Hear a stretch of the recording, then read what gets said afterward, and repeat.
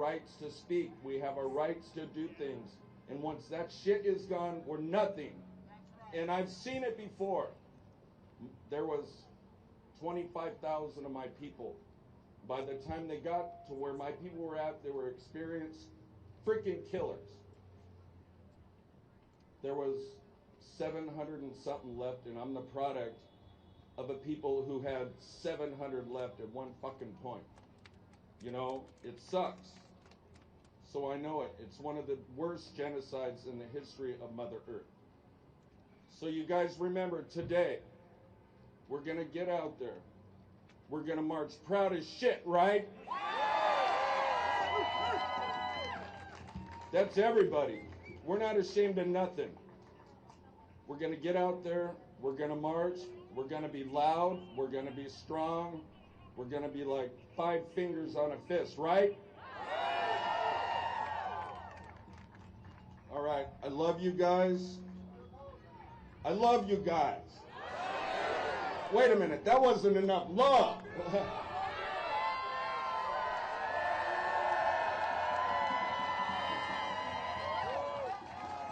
And this is the way it should be. Love and not freaking hate.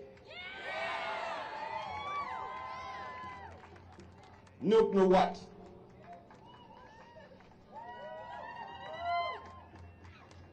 Oh, what's gonna have, Brother Wallace? Thank you so much. Miha to hovet amen na tuana ni Jamie Rocha, Nika ka Tomyar, Chief Vera Rocha, Nika, Chief Tomyar, Nicholas Rocha.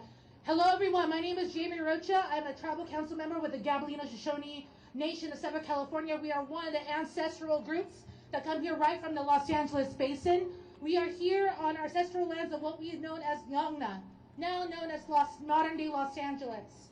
You know, my family, I come from a long line of activists. My own grandmother, Chief Yana Vera Rocha, she did the same thing that we're doing as right now, but sometimes maybe by herself, maybe with some of my uncles, my father, my aunts. I think that was her talking right now, filming right now. And not only her as an indigenous leader, but indigenous woman of color. She has seen, and my people have seen, trauma. We have seen challenges that is still with us today.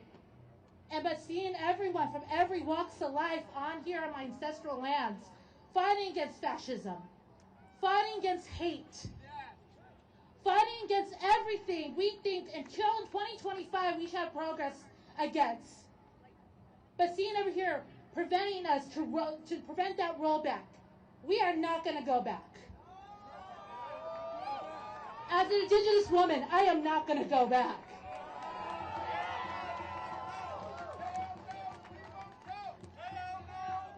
We won't go.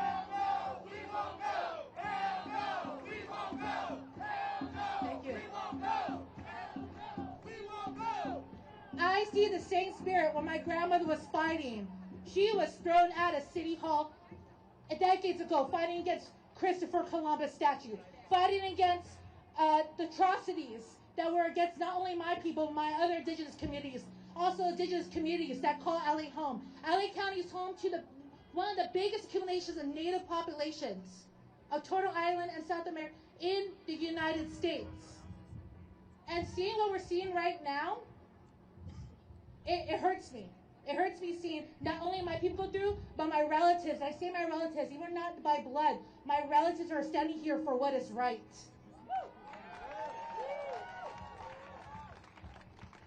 So like I said, we're not going to go back.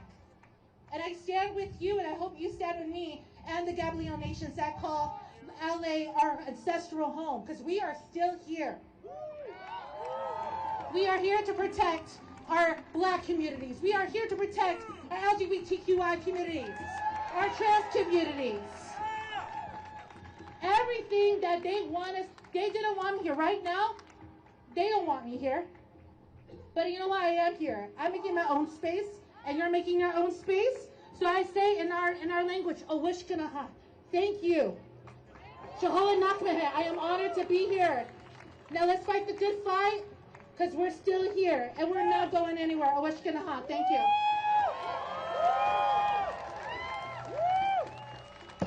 Thank you, sister. We're so honored to have you here. Thank you.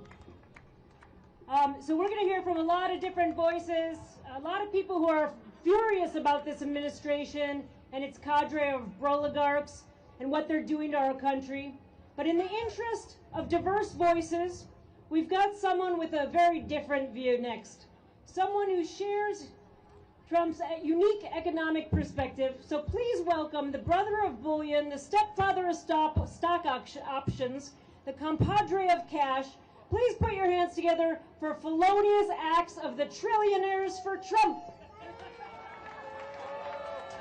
The trillionaires are here. We're men of the hour. We're sitting pretty chilling in our halls of power. We're buying access. We're seeing progress and making a mess of the political process. Oh, yes. Our cheese is buying us a whole lot of leverage. When we arrive, they serve us a nice, cool beverage. We're the final word on impending legislation. Please no player hating on the regulating of our corporations and our industries. With the fox with the platinum set of henhouse keys. Buying $1 million favors for a couple of G's. We got money, currency, steady blowing in the breeze. We're squeezing and we're causing you pain. We're waging class warfare just like Tamerlane. The billionaires are living our American dream. We're spilling all your milk and drinking all your cream. So step out our cyber trucks and everybody stares. Parents, lock up your daughters. Here come the billionaires.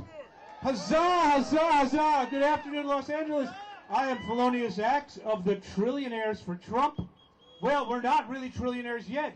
We're still merely billionaires. But that's going to change, and soon.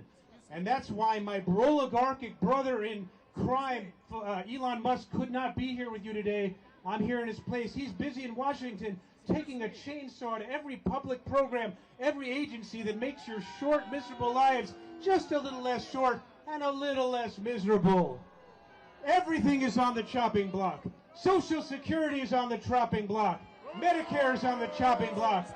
The environment, healthcare, education. Oh, well, not everything is on the chopping block. I promise you, we're going to keep raising the defense budget because it turns out, hey, are you guys angry?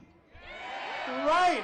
It turns out that moving fast and breaking things seems to make people angry. So we're going to goose up the defense budget because we got to maintain a strong military and build a powerful police state. And we're going to keep you rabble from ever thinking about trying to take America back from our hands. Right? So every hardworking public servant that Elon Musk fires, every agency that he shutters means more money that's going to go into that multi-trillion-dollar tax cut that our dear leader Donald Trump is going to pass. And then we truly will become trillionaires for Trump. Hey, America is a nation of immigrants. Raise your hand if you're descended from immigrants. Anybody? Okay. Well, Elon Musk is also an immigrant. Immigrants bring their culture and their traditions. Well, Elon Musk came from apartheid South Africa, and he's bringing his tradition of apartheid right here to America. Now, for those who don't know, the word apartheid is just a fancy word for fascism. And you know what? Elon Musk loves his culture and loves spreading his traditions around the globe. And that's why when you guys protest and you go outside of a Tesla dealership and protest against him, you're hurting his brand. You're hurting his stock prices. Tesla's taking a tumble. Oh, it's terrible. And that means he has fewer hundreds of millions of dollars to spend propping up fascist regimes and electing fascist candidates, like the Alternative von Deutschland party in Germany, the neo-Nazi party, or Donald Trump. And so you're hurting him. You're being culturally insensitive to his racial, his ethnic tradition of apartheid. Look what happened in Wisconsin this week. Elon felt so insecure. Elon didn't feel like he only spent $25 million to try to buy that seat for a MAGA judge. And instead, look what you folks did. You elected a woman, a liberal woman who's pro-choice. You should hang your heads in shame. For shame. You know, people, you guys seem to think fascism's a bad thing. No, it's a great thing. It's the perfect political system. Corporations that support fascism, prop up fascist regimes, make more money than anybody ever makes. It's crazy, but it's good for you guys too, because we help control your lives. We tell you whom to hate. Muslims, trans people, We tell you whom to hate so you don't have to spend your energy hating us. See, that's what I'm saying. So, and also, your lives are nice and ordered so you can spend more time and energy focused on loving our dear leader, Donald Trump. So, so you know what, everybody? You guys just go home and get on X and post some dank memes and save your more dwindling paychecks to buying your first Cybertruck, and we will continue doing the business of governing. Huzzah! I, Felonious Axe, for the trillionaires from Trump. Thank you so much. This has been really lovely.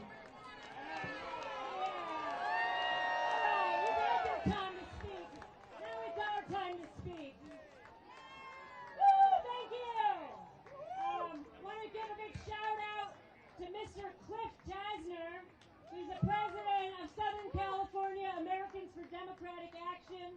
Thanks to SC88 for endorsing this operation here, and for Cliff for being a stalwart progressive leader here in Los Angeles for many, many years.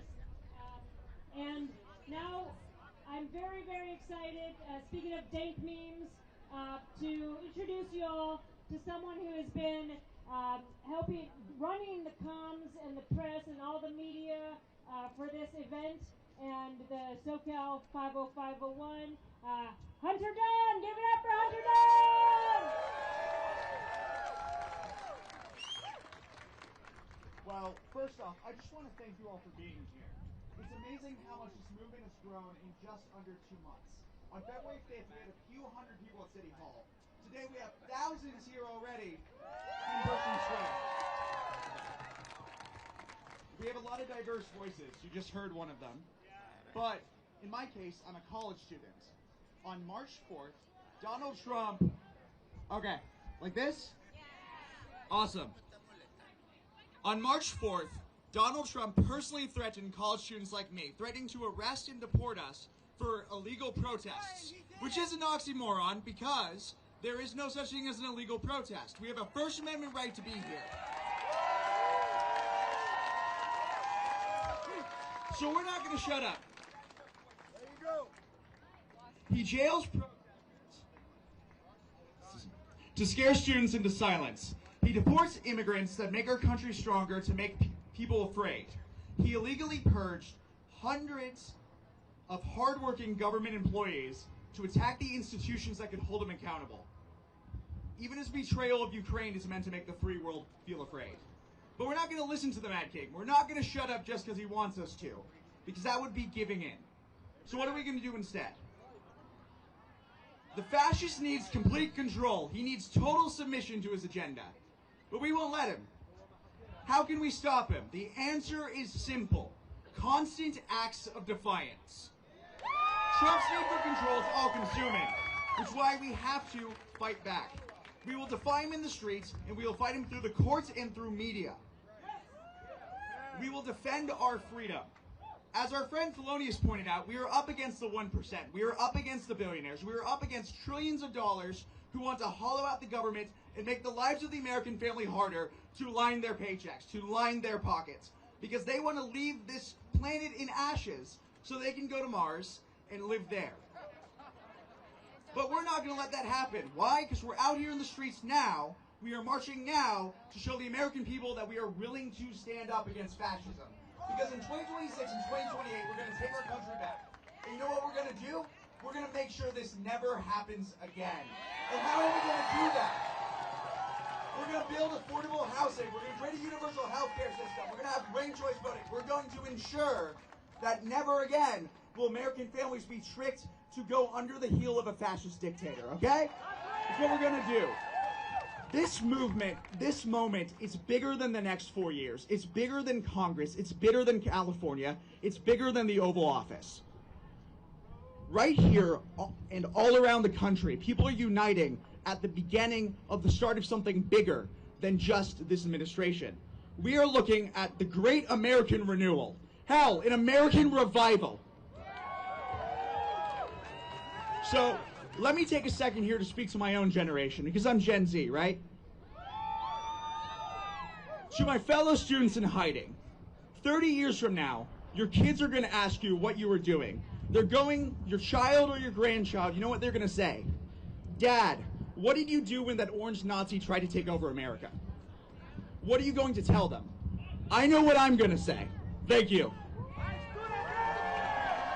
Thank you, thank you, Hunter Dunn. Give it up again for Hunter Dunn. Woo. I'm gonna tell you guys about my low point of apathy, because I can point to a single day. It was February 15th, 2003. Raise your hand if February 15th, 2003 rings a bell, and if you were out protesting that day. Yeah, yeah. I did not go out and protest that day. I stayed home because I didn't understand why it would make a difference. I encouraged the date that I had to go out to brunch, and she's like, no, I'm going to go protest. And I was like, what's it going to do? And she left, and I just laid there and was like, realized how helpless that I felt. And it was a long road to climb back from that point. A road that included just learning to say yes to things and be positive and look at the things that I could change around me, whether it was just introducing people to each other and changing the world by making connections or using my voice. And so have not stopped since then. And now I'm going to introduce you to our next speaker, who is one of the few voices here from the Inland Empire on stage, Lorraine Enriquez with the Redlands Area Democratic Club. Welcome her to the stage, please.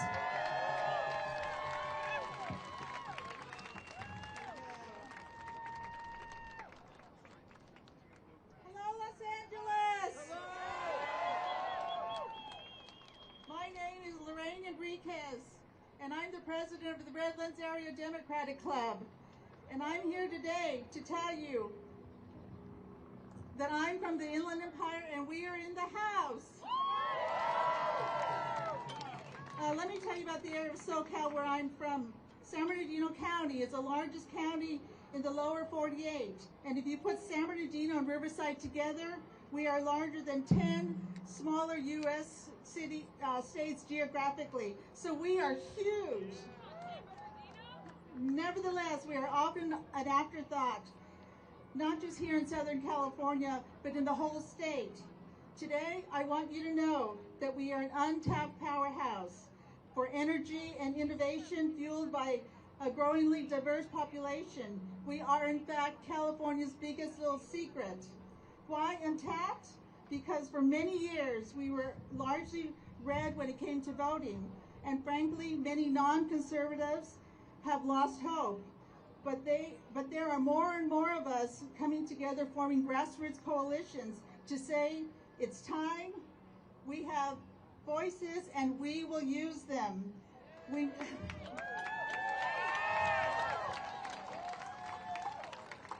now have the number 3 Democrat in the House of Representatives, Pete Aguilar, the former mayor of Redlands. And our Democratic rep in the California State Legislature Assembly, Robert Garcia, has just been appointed the Assistant Majority Leader in his freshman term. So we are showing up and we're making our voices heard in our legislative halls of power. But that is not enough, and we know it.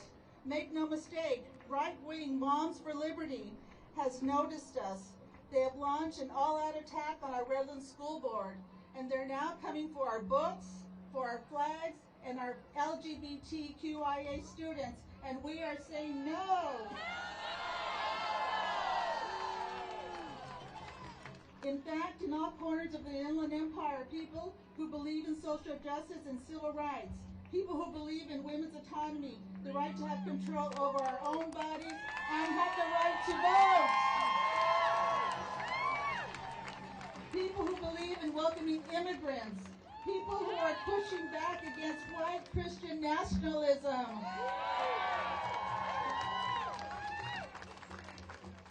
People who believe in the rule of law, the Constitution, and all of its amendments. People who believe that access to health care is a right.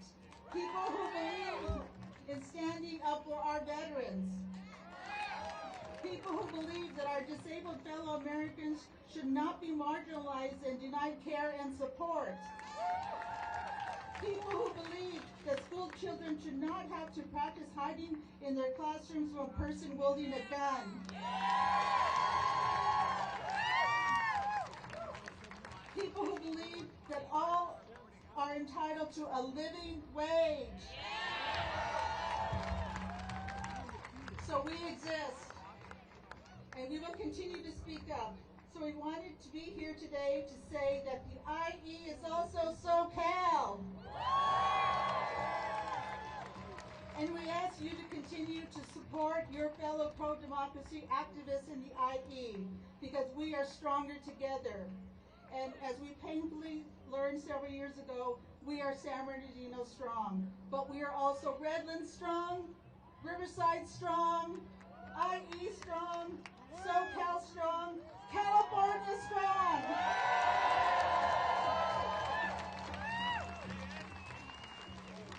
So let's give our country a democracy and finally guarantee equity and inclusion for our diverse rainbow of residents. And as Californians, let us lead the way. This is our moment. Thank you. Thank you, Lorraine. Thank you. You all are doing amazing. You're standing out here in the hot sun, looking all fresh. And I want to ask everyone to take a big stretch. Let's all do a stretch. Oh, and then, yeah, wiggle it out a little. Maybe let's take a deep breath. Let it out. I want to encourage everyone to do a quick check-in with yourself.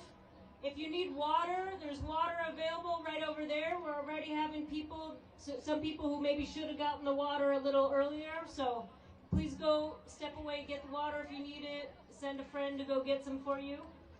We want everyone to make it all the way to the end, including all the way to the end of the post party. The post party, if you haven't heard, is over at Bar Franca.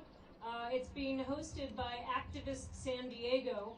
I wear many hats. One of them is that I'm on the board of Activist San Diego, which is for 26 years been doing networking for social justice. We run KNSJ Radio, which you can listen to here at knsj.org. It's part of the Pacifica Network, along with KPFK and great community radio. The next performer, we almost couldn't have, because I'm pretty sure she's now an outlaw. She's a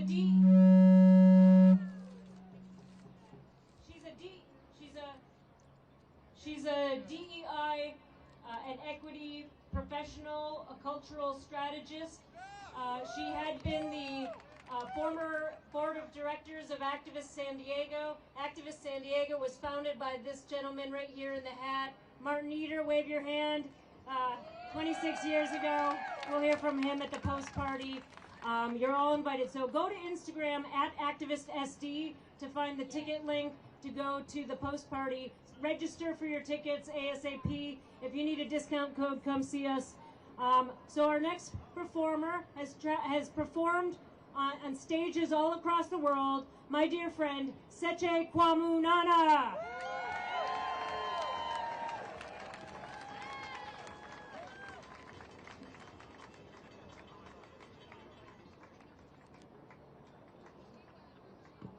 Hello, San Diego! Los Angeles! Thank you for your grace. Oh, jeez.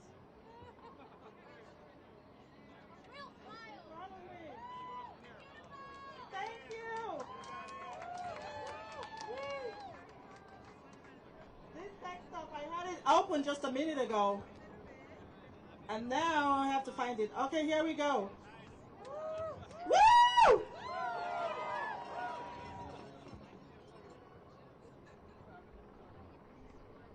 All right, let's try this again. Hello, Los Angeles! I'm honored to be here with you, and I'm especially honored to share this musical piece, which is very close to my heart. My unreleased song called Mama. But first, I want to take a moment to share what it means and why I'm bringing it to this stage, to this moment, and to this movement.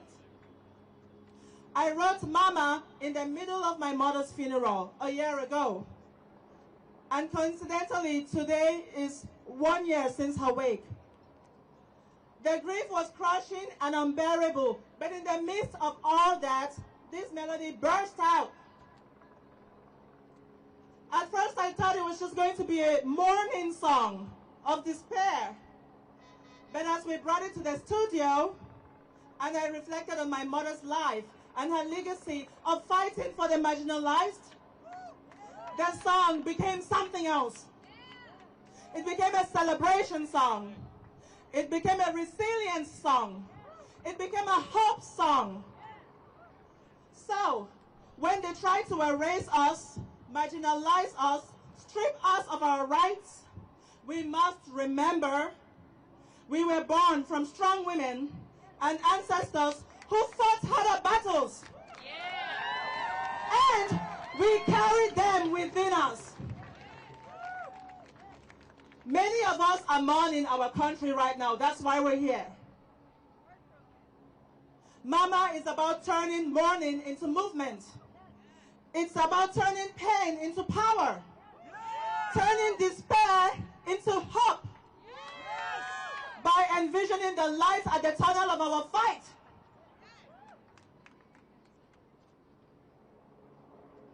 It's about holding on to joy so we do not burn out or give up. Never. This song is in my native language, Bayangi. And it's in a traditional genre called Moninkim. Because our cultures matter. Our cultures are medicine. Our cultures, our diverse cultures makes America great. And they are tools for resistance and innovation. So when they attack diversity, when they attack immigrants, and when they attack our histories, we do not shrink or hide who we are. We rise, we resist by being even more fully ourselves, proud of our heritage. Can you tell I'm proud of my heritage? This song also embodies the power of solidarity. I was deep in grief, barely functioning, when my dear friend and cultural icon, Martabe Fruitful, stepped in and gave it her all. What we made together is stronger than anything I could have done alone. So before you leave today, I want you to make at least 2 new friends, because connection builds resilience. And resilience is how we win. Now, I invite you to dance with me. When we dance, we are unstoppable.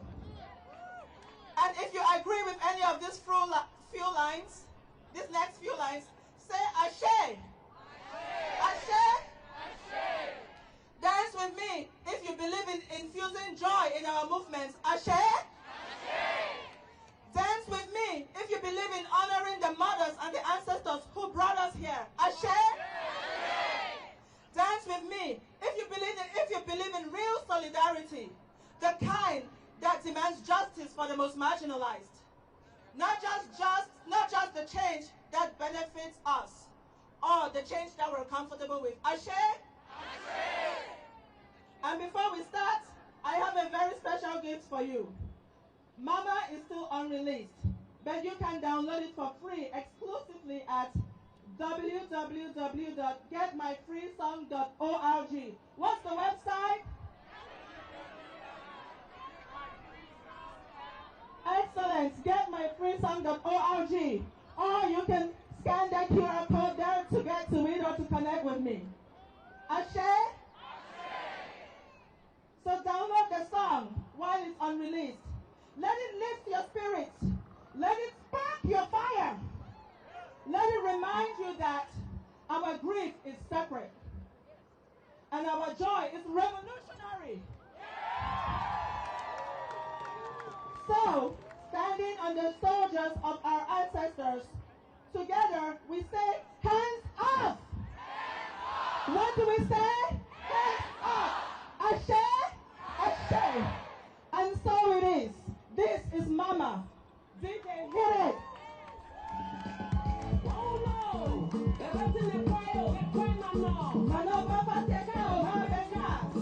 On the mic. The matter of my point signing the point and my noise said you get it to the here. Aha! Mother cow, my nigga cow. Menko mama. Menko mama. The rest in the game they walk in. As a man then I do all. Menko mama. Dance with me. Menko mama. The rest in the game they walk in. As a man then I do all. Menko mama.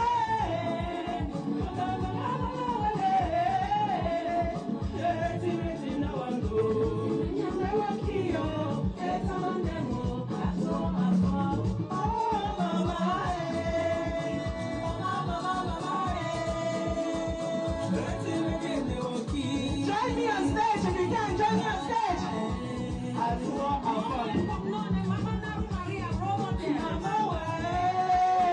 Give it up for her.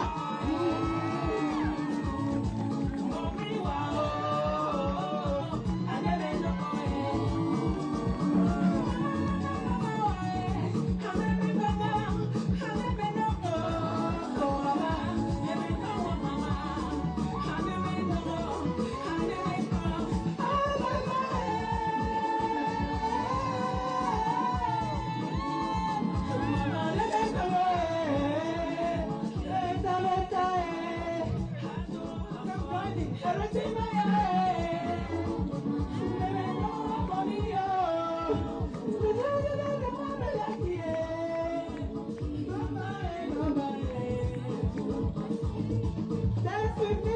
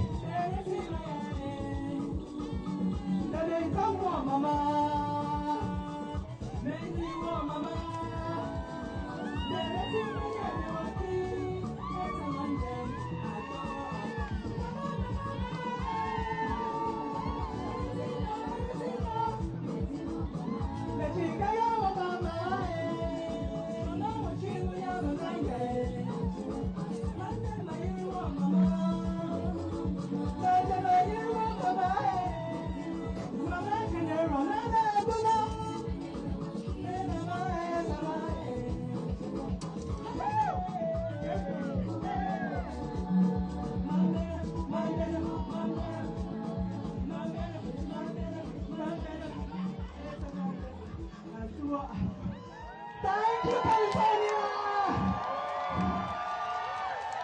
Ashe! Thank you!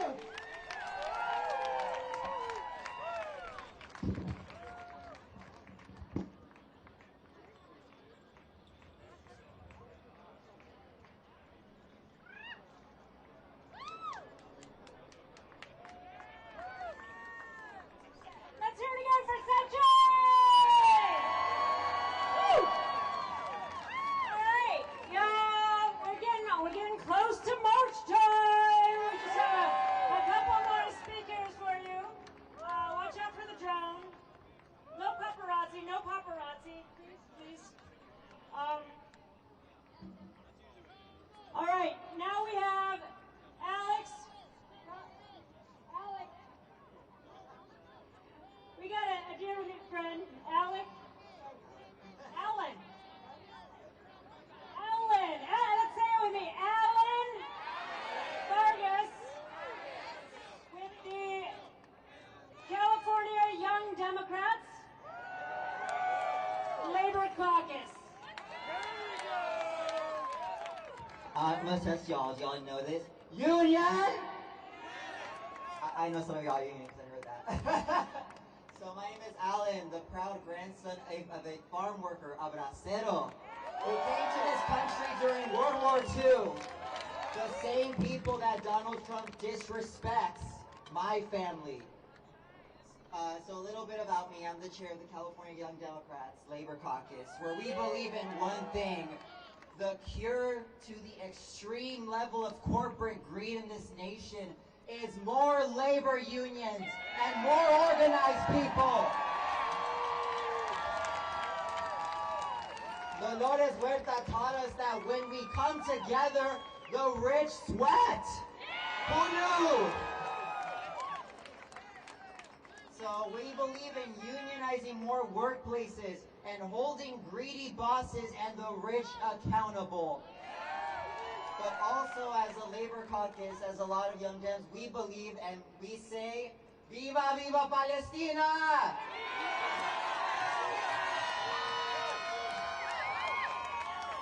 So today in America, we face a fascist administration and a Republican Party that is embracing authoritarianism.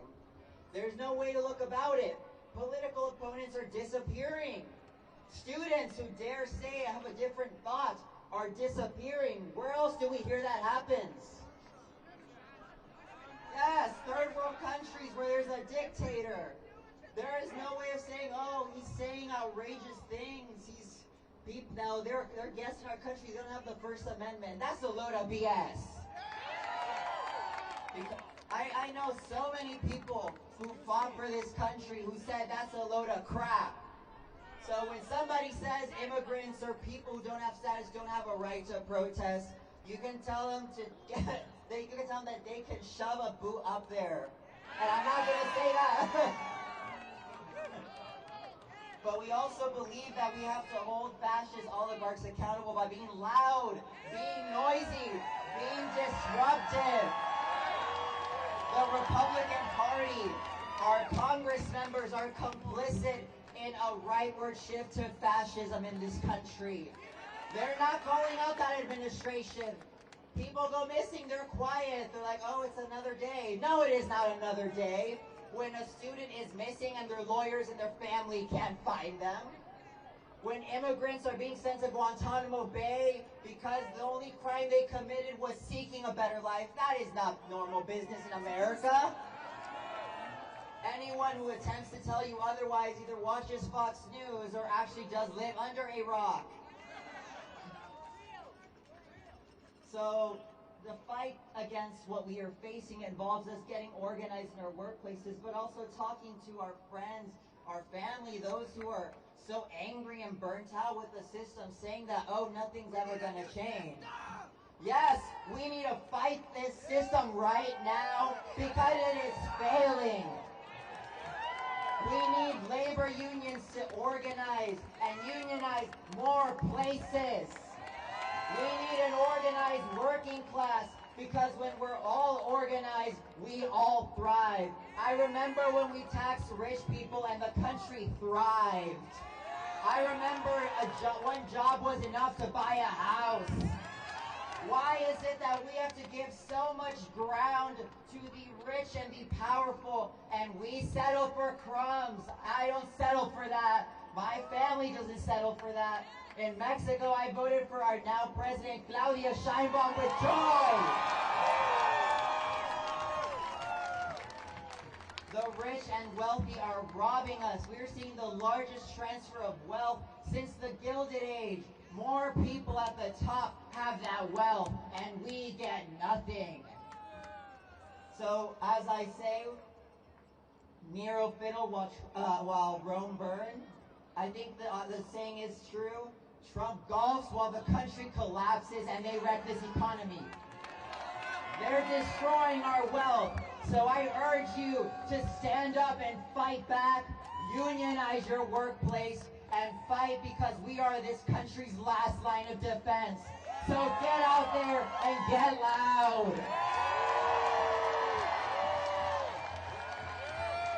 Thank you, Ellen! Everyone. Awesome. Hey, real quick, if you're in a union, make some noise. Awesome. If you're from Los Angeles, make some noise. If you live in San Diego, make make some noise. If you live in Long Beach, make some noise. Simi Valley, make some noise. Ventura County, make some noise. Redlands, make some noise. South of the Tan, make some noise. Woo! Downtown LA, if you live downtown LA, make some noise. All right. Thank you for having us in your yard. If you are or have ever been a Republican, make some noise. Woo! If you're an independent, make some noise. Woo! If you're a Democrat, make some noise. Woo! If you're having a good time, make some noise. So, our next guest also came all the way up from San Diego to be here today to bring a very important message, and it's one that didn't start becoming a problem with Donald Trump. In fact, many presidents before have caused problems, and of course we just got to quickly say, free Palestine, ceasefire now, arms embargo now, stop the deportations, stop the disappearing of people, stop cuts to the VA, treat our veterans with respect. And here is James Smith, the second U.S. Marine Corps veteran and the director of the Black Deported Veterans of America Association.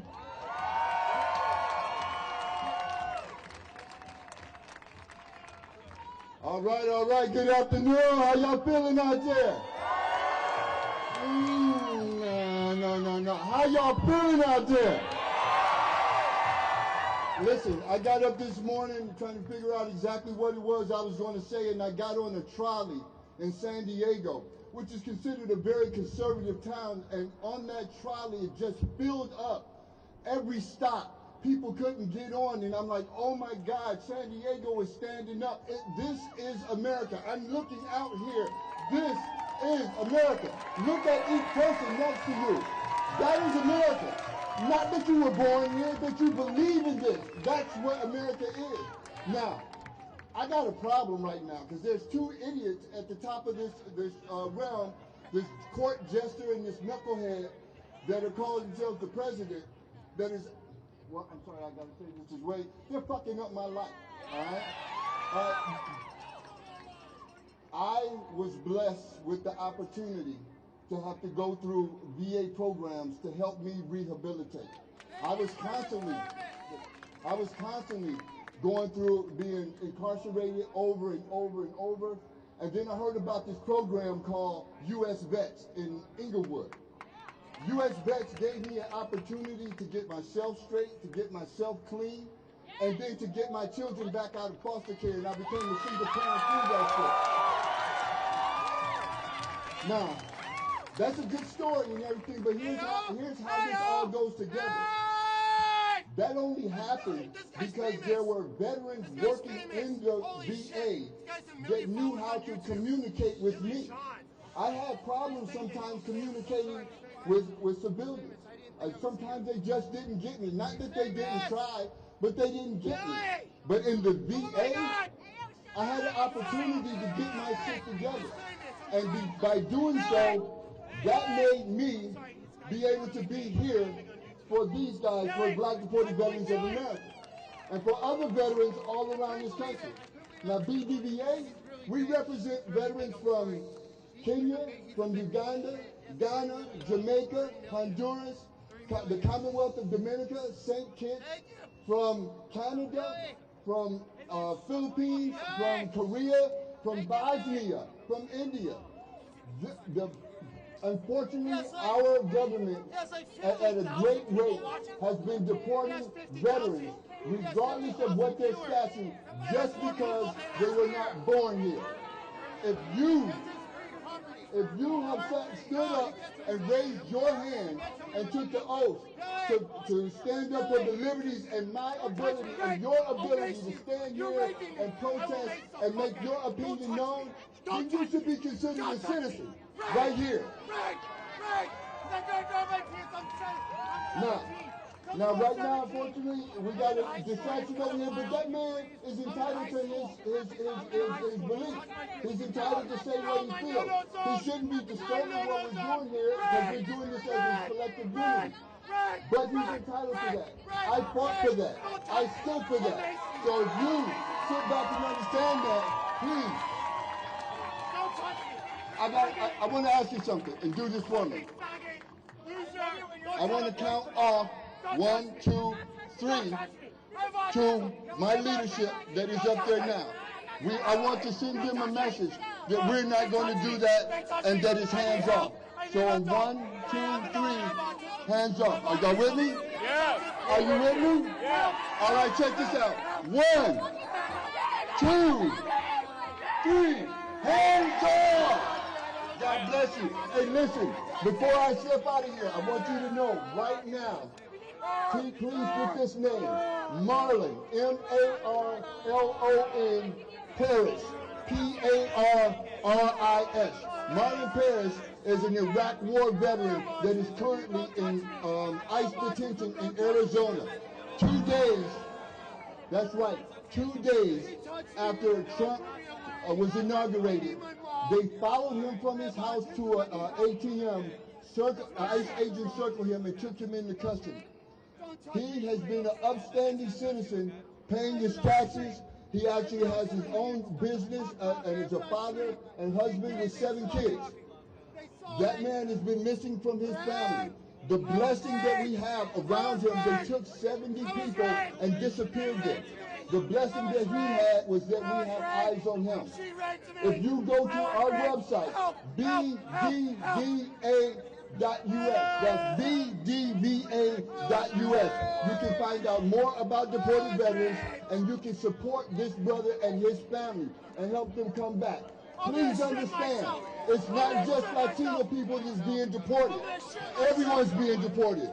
Black, brown, yellow, whatever color you know, they're being affected by this.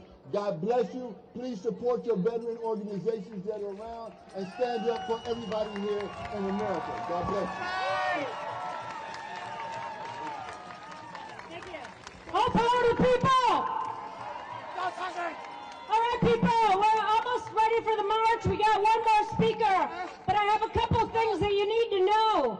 One, make sure you remember to download your free song. You can scan the QR code up here and follow Seche Music. On Sunday, April 13th, here in Los Angeles, there is a march for Zapatista, the 31st March for Zapata. It's a General Zapata Lives March, everyone versus Trump. It's going to meet at 9 a.m. and the march will begin at 10 a.m. From 2300 East Cesar Chavez and Soto in East Los Angeles. So again, that's Sunday, April 13th, meet at 9 a.m., march at 10 a.m., the 31st March for Zapata. I am gonna, without further ado, well, I'm going to stop and just say thank you everyone for being patient. Thank you everyone for just emanating peace and love even amongst chaos. Sometimes you never know when you're going to become famous. Sometimes you don't know when you're going to run into someone famous. Sometimes those two things happen simultaneously, I guess. So we have a local celebrity, the former mayor of Burbank, my friend Constantine Anthony.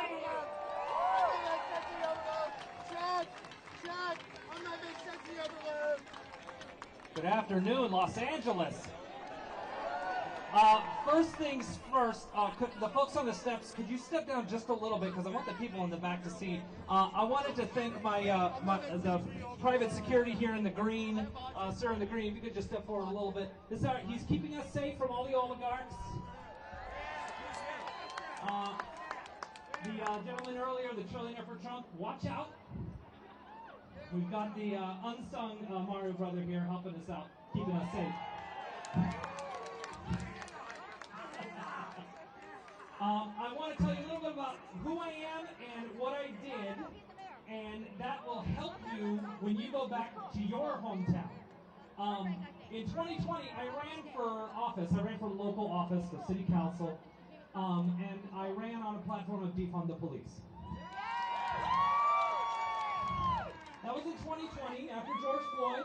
Everybody who was running against me, everybody who was in office, all of my consultants, they said, you can't run on defund the police. Nobody's going to vote for that. Nobody's going to support that. Everybody thinks that's a useless phrase that doesn't mean anything. I ran on defund the police, and in November of 2020, I broke the record for most votes in Burbank City Council history.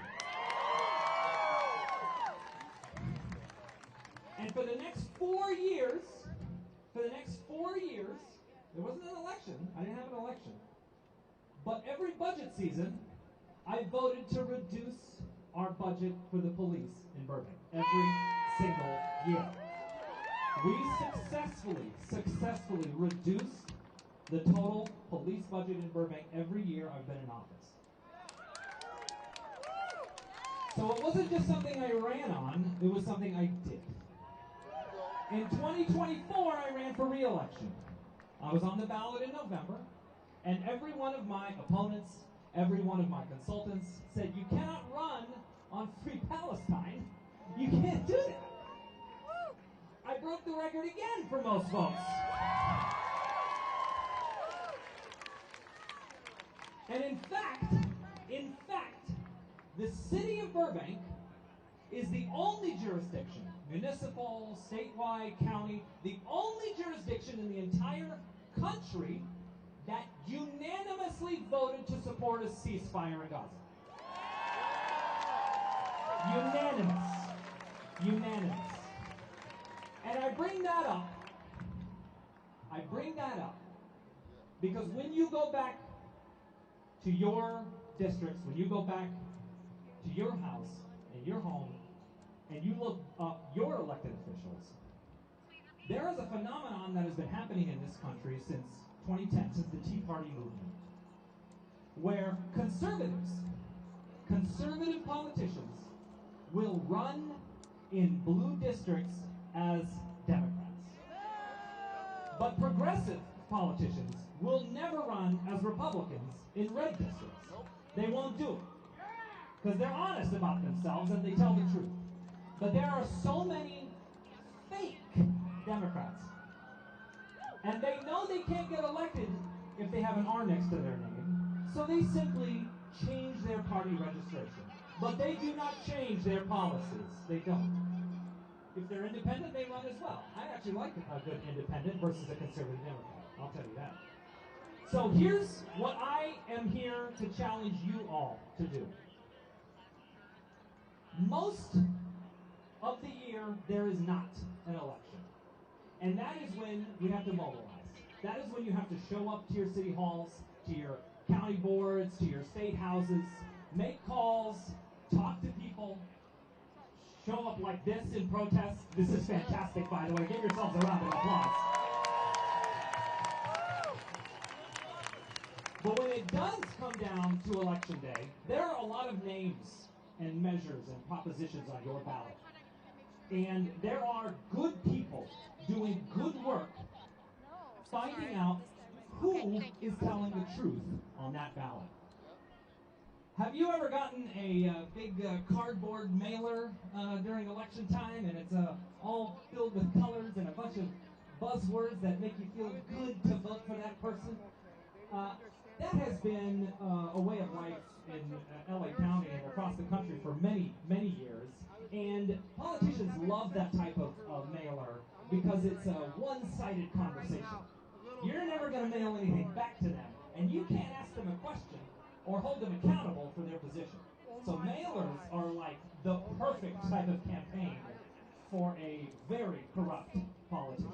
They hide behind it. If I get those in the mail, I put them right into the recycling bin. I don't even read them. But if you've got your phone out right now, here's what I want to ask. Everyone who has a calendar app, if you got a calendar app. The next election in this state is June 2nd, 2026. There is a wonderful, wonderful website that has volunteers that go through your entire ballot in every district in LA County and find out who is running with corporate money, who is running with police money, who is running with defense money, landlord money, APAC money, all of that is on this lovely website, and you can put it in your calendar for June 2nd, 2026. It's called knockla.com. Knock, like knocking on your door, knockla.com. It helps you with the propositions, the measures, the judges. How many of you have no idea who the judges are when they're running? You gotta vote for these judges. They will hide. They will hide their policies. So, I am so proud of what this movement has become in such a short few weeks, months. This is fantastic. I want to give a shout out to the people in the cheap seats. Hello, everybody back there. Thank you for coming as well. This is great. This is great. So I want to leave you with one last thing. Your elected officials, people who are in office, there is a weird celebrityism that has corrupted our national politics, where we hold elected officials in some sort of reverie, where they are lifted atop a pedestal, someone to look up to, someone who is the boss or in charge. I am here to tell you that the opposite is true. They work for you. I'm your employee. I'm your civil servant. If you want me to do something, tell me. Show up and tell me. And that goes for every single elected official in this country. You are the boss. Okay? That is democracy. All right? So, I want you to go home. After all of this, there's going to be a lovely march. We're going to go to City Hall. There's a bunch more speakers down there. When you go home tonight, look up this website, knockla.com. I want you to go home and look up everyone else who's also your representative. Find out who your state legislator is. Find out who your community college board member is. Find out what their policies are. Find out if they are divesting from gun manufacturers and weapons manufacturers. Because that's an everyday thing. That's not on the ballot. There are so many things that affect your life that are not on the ballot. How the funding goes to public schools. How your transit gets you to and from work. These are not on the ballot. These are done as legislative actions every single day that there's not an election. So you need to pay attention, and you need to stay involved, and you need to stay engaged. This is just the first step. Thank you so much to 50501. I'm going to pass off the mic now, and I'll see you at City Hall. Thank you. Wait, stay up here for a second with me. Stay up here. I want to ask you on a date. Are you free on May 30th? Are you guys free on May 30th? Yeah. All right, we're all going to meet in Anaheim because the California Democratic Party has their convention in Anaheim on May 30th till June 1st. And one thing I learned is a good way to learn who those judges are and who are the people on your ballot is to run for office yourself. And because when you go to all the club meetings, you end up seeing all the people who are also seeking endorsements, and you get to know them personally.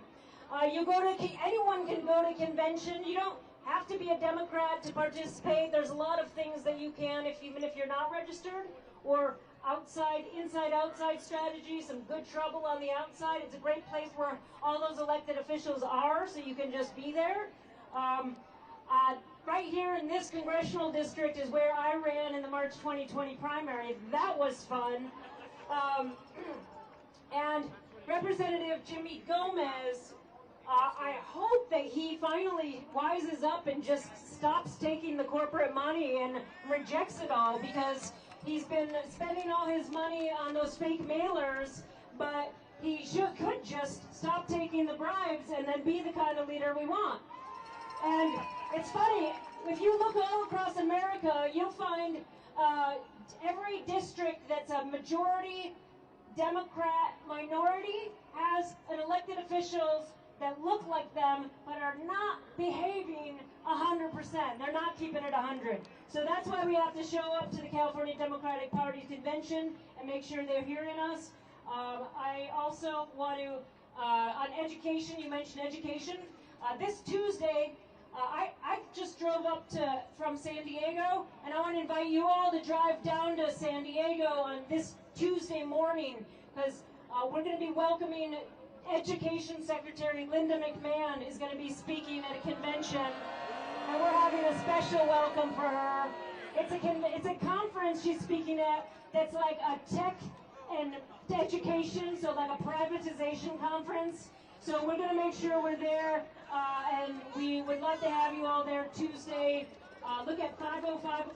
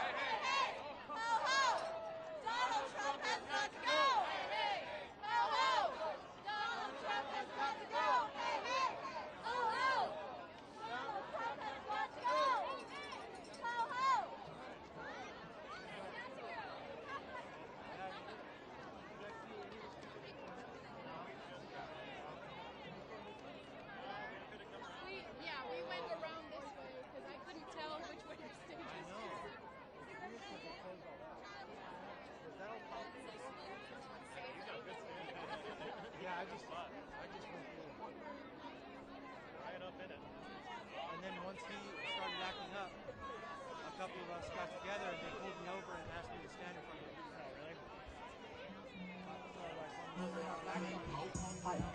Must have on the beat, ho, depot, beat, rap, nigga, here, fuck, man, damn, call an ambulance, tell him, please, bro, never, nigga, tell him, close, he walk around like T-Zo, what's up with these phony ass niggas trying to see Compton, the industry can hit me, fuck them all in their mama, how many options did he got, I mean, it's too many options, I'm finna pass on this body, I'm John Stockton, beat your ass and have the Bible if God watching, sometimes you gotta pop out and show it, if I'm looking at it, nobody understood, down the whole time, I know they got some crazy.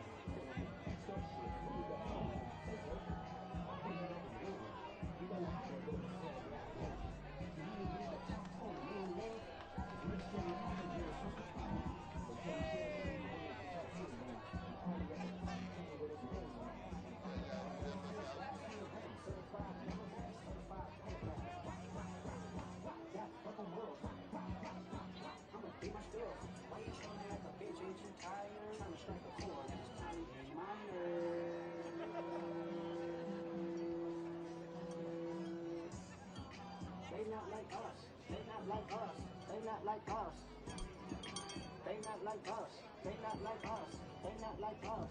You think the pay don't let you disrespect my nigga? I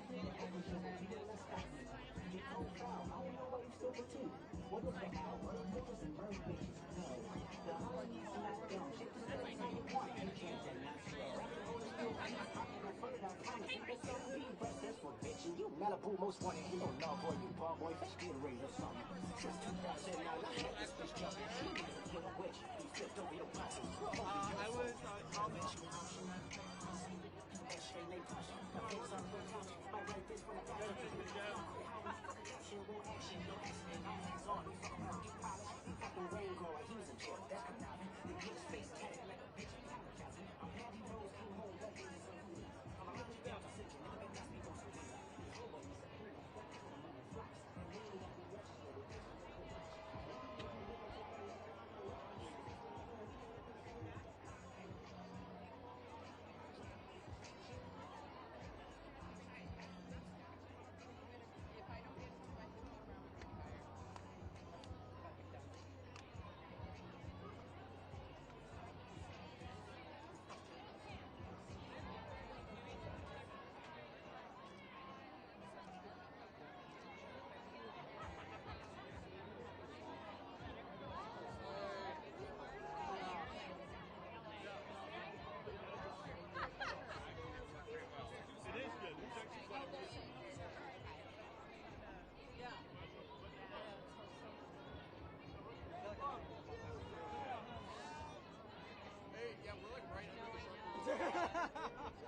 I did post a TikTok like just random while I was walking into the bathroom.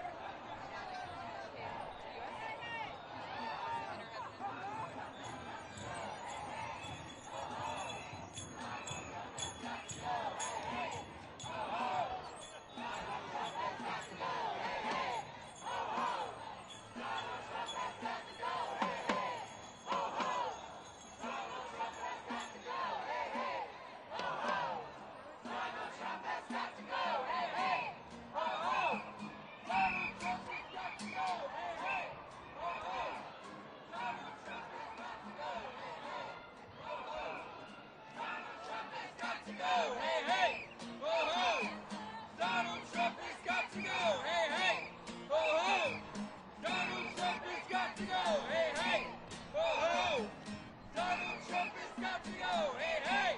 Oh, ho. Donald Trump has got to go. Hey, hey. Oh, ho.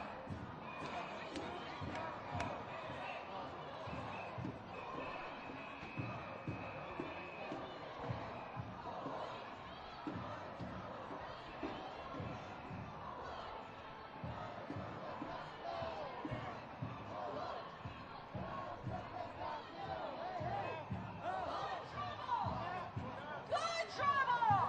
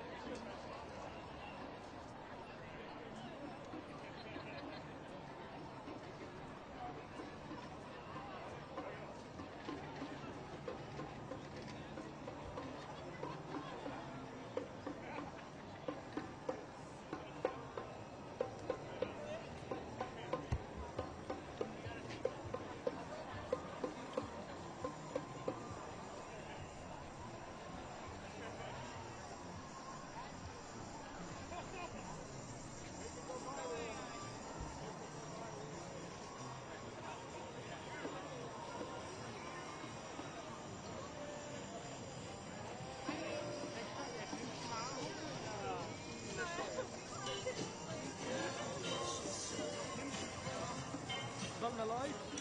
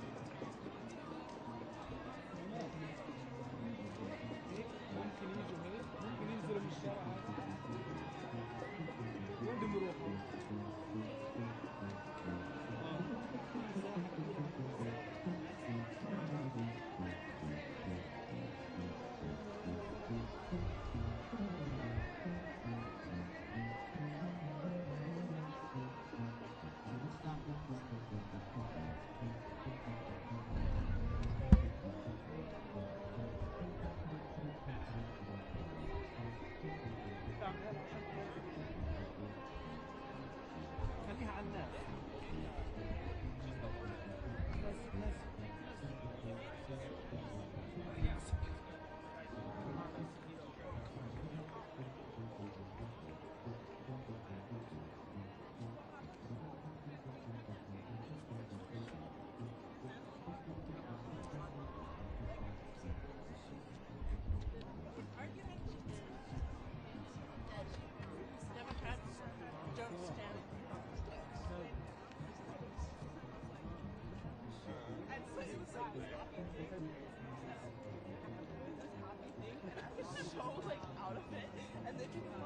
I've seen it, yeah.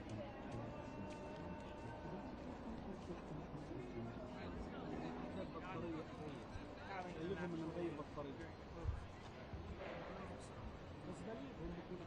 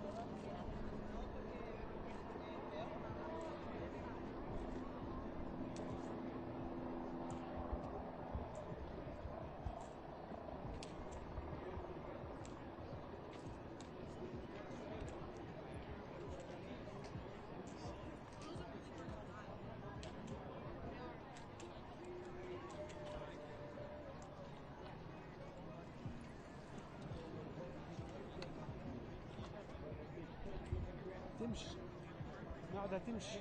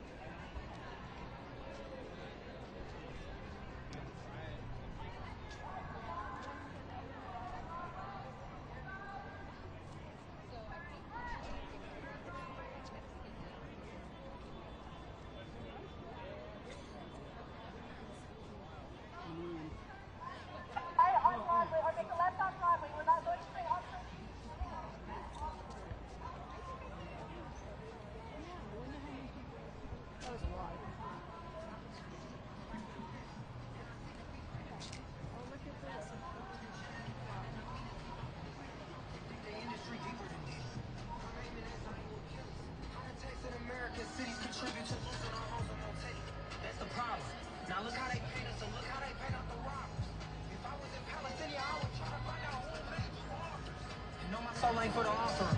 We don't waited too long, we ain't stopping. And I'll fight for hands up, all these those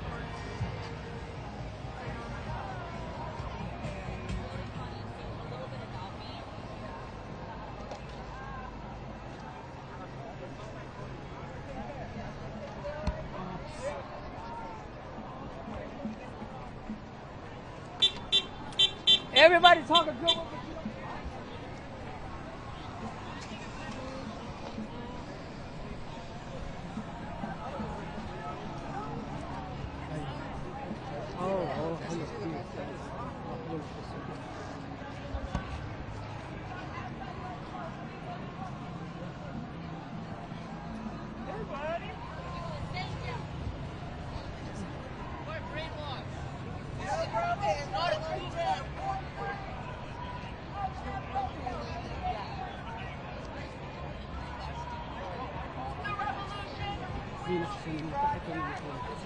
FM radio 88.3 if you can't hear. Turn your cell phone to 88.3 and everyone around you now has their own personal speaker.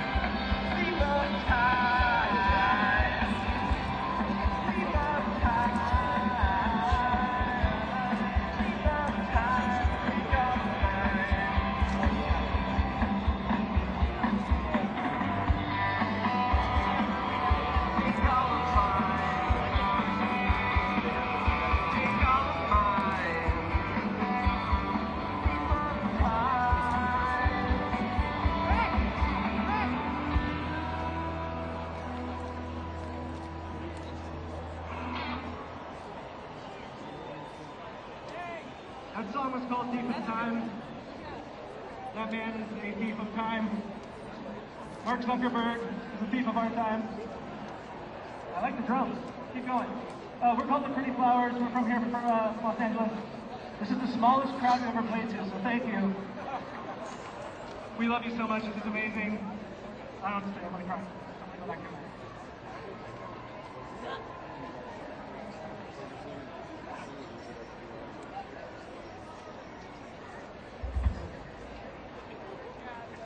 This song is called Safe and Secure.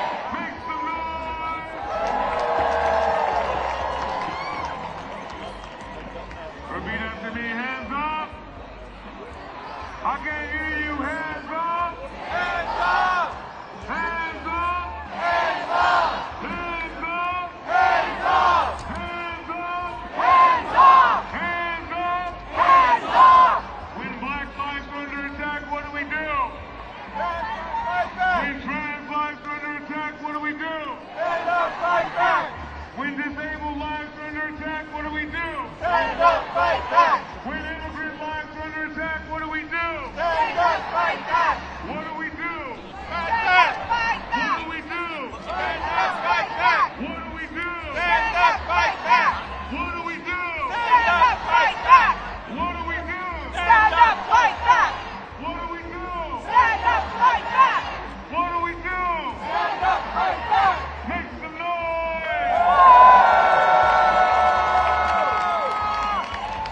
Up next, we're going to hear from a wonderful speaker. Going to bless you with some kind words. But in the meantime, we're going to spend some time chanting and building in unity. Because when we unite, we. When we fight, we. When we unite, we. When we fight, we. When we unite, we. When we fight, we. When we unite, we. When we fight, we. When black lives are under attack, what do we do? Stand up, fight back! When our mothers' rights are under attack, what do we do? Stand up, fight back! When our father rights are under attack, what do we do? Stand up, fight back! When immigrant rights are under attack, what do we do? Stand up, fight back! What do we do? Stand up, fight back! What do we do? Stand up, fight back! When Social Security is under attack, what do we do? Stand up, fight back! Make some noise!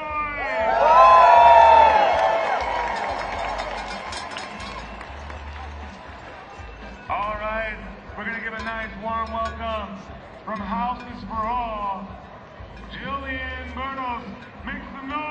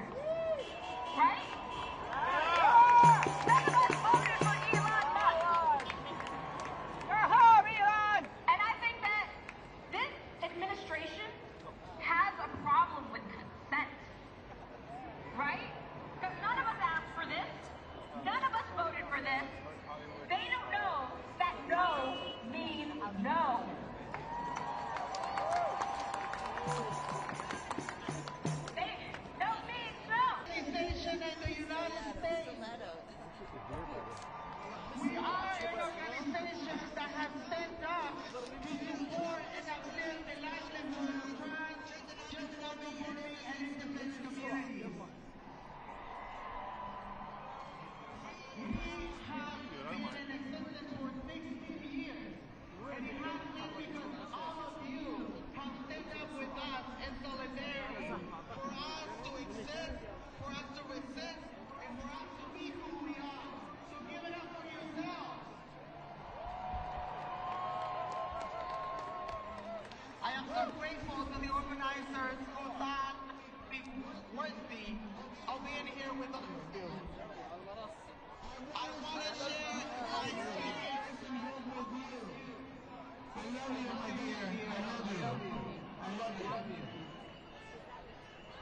As you know, even in spaces like this, we have lots of people who think that they can say for me to shut up right in this very moment.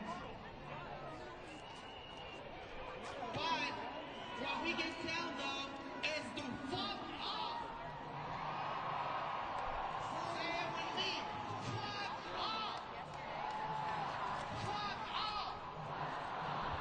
And that's the same that we tell all those motherfuckers who have organized to tell us that we should not exist, who are blaming us for existing.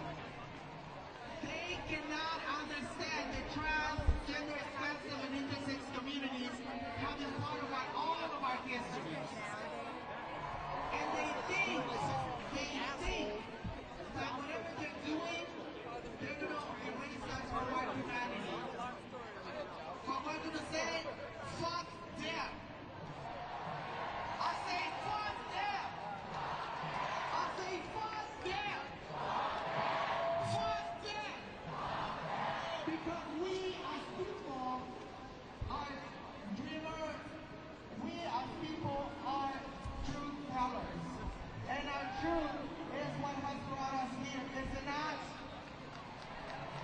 Our truth will always survive. Because all of us are divine creations. All of us are truth tellers. All of us are dream fighters. All of us are setting up to the bullshit. And we are going to continue to set up to the bullshit. And the revolution is here right now. It's not going to be what the lies that they're saying on social media. The revolution is not going to be on social media.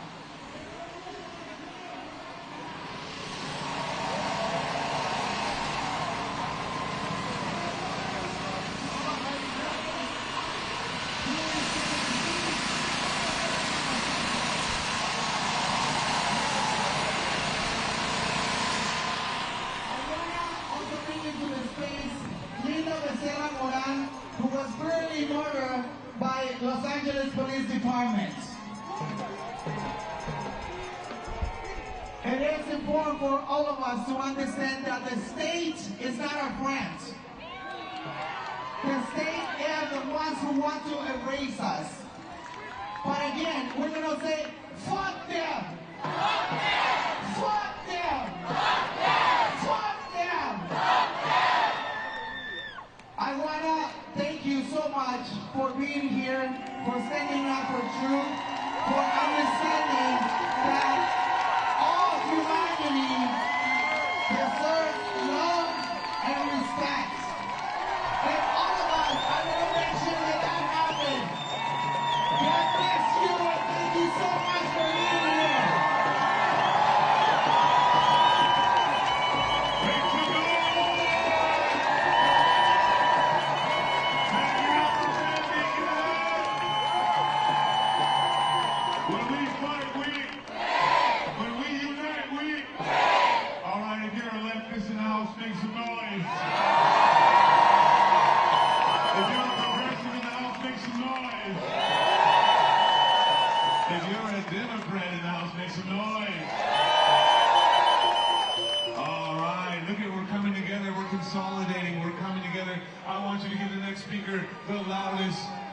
most welcoming noise you can make. Up next, we're going to hear from Francesca Florentini. Make some noise!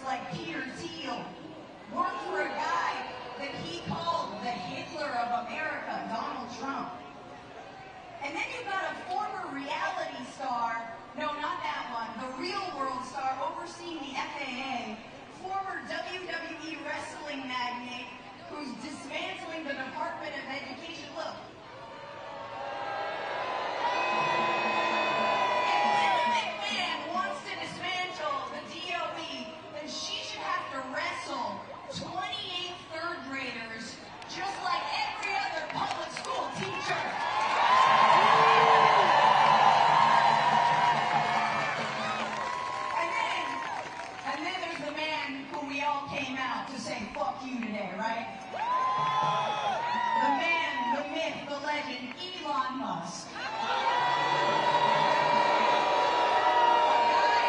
Who was born with an arrow line up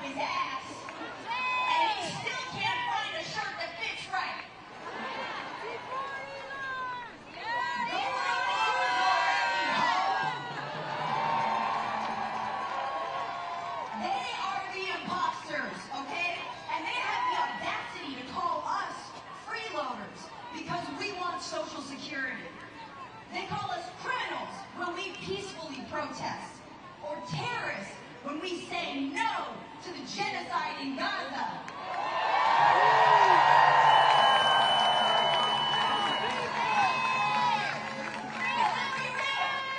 There's some imposters in the Democratic Party too. Those who claim they're fighting for us, but they confirm all of Trump's nominees. They're going to give Trump everything he wants in his budget. Do nothing, Democrats. Your time is up. Your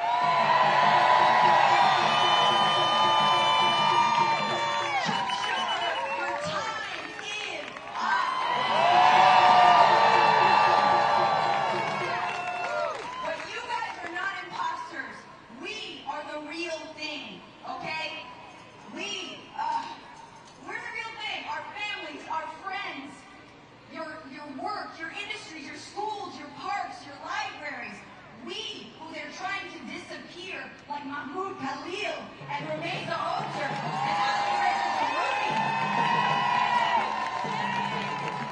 We are real, so take a deep breath and let that imposter syndrome leave your body, and let's defeat these demagogues. And as always, free, free Palestine! Free, free Palestine! Long live Palestine! Long live Palestine! Thank you so much! Make some noise!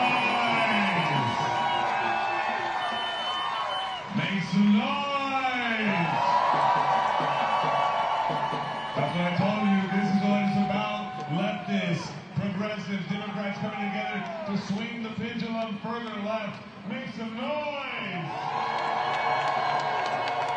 We want to see a free and liberated Palestine. Make some noise! We want the exploitation out of Congo. Make some noise! We want free healthcare in America. Make some noise! Speaking of healthcare, I'm going to bring up one of the essential workers. This individual represents National Nurses United. Make some noise for Sandy Redding!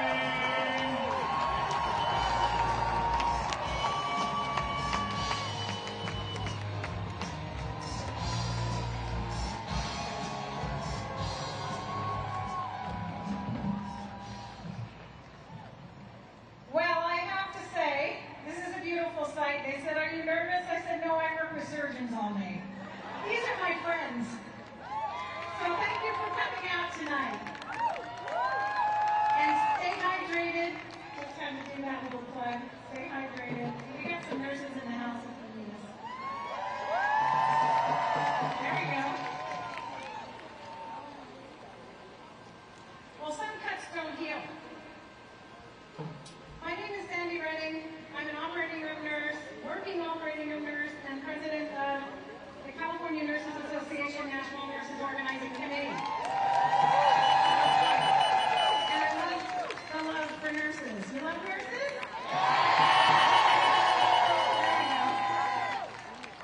Well, sorry we have to be out here today for this reason, but it's a beautiful day and it's a beautiful sight. As union nurses, we have long fought for Medicare for all because we know that health care is a human right. Anybody believe health care is a human right? We nurses are protectors of public health. We believe in science. We believe in the germ theory. We advocate for our patients. We know through both science and experience that health is not just about medical treatment. It's also about the world we live in. It's about our jobs, our communities, our families, our support systems, and all those support systems that we rely on.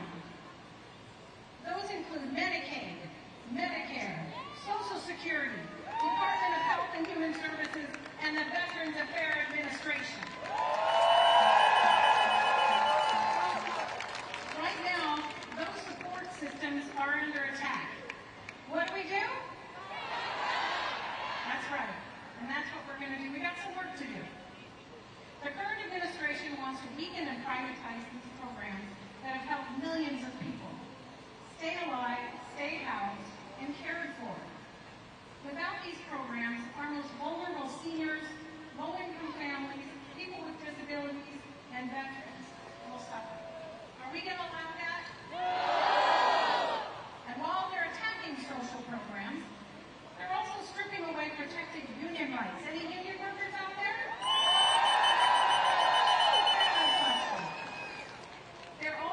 They're also stripping the rights of federal workers. Are we going to allow that to happen? Including 15,000 of our VA nurses.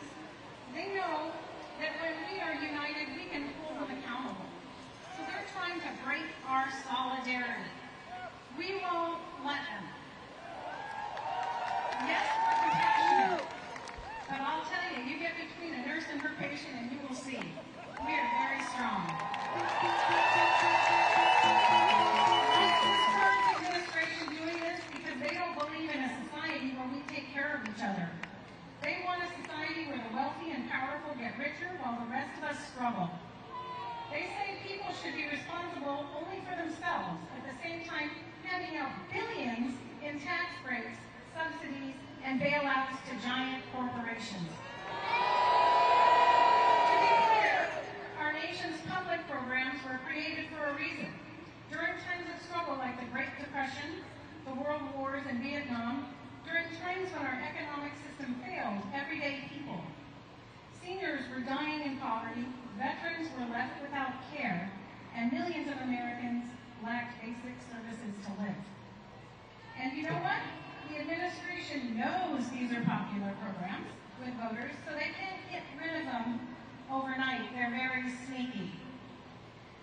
What they are going to do instead is have a plan to turn these public programs into money-making systems for private corporations. They're trying to pave the way for their billionaire besties to skim money off the top. For example, they can help seniors manage their Social Security accounts for a fee. That's just disgusting. How do they justify doing this? First, they have to break the system, they slash funding, cut staff, change policies, until the program no longer functions properly. Then, private corporations swoop in to save the day. Are we going to let this happen? Not on our watch. We must stand up for a society that values people over profits. Hands off our public services. We must fight to protect these public programs, and we must fight to protect our unions. We need to tell them hands off. Our seniors, our communities, our patients, our veterans, we all depend on this. Hands off. When public programs are under attack, what do we do? Stand up, fight back. When you take on one of us, you take on one of us, that's right, we got some work to do. Make some noise! Ready, ready, make some noise! And you take on one of us? Oh, so then hey! Come on, let me see you clap.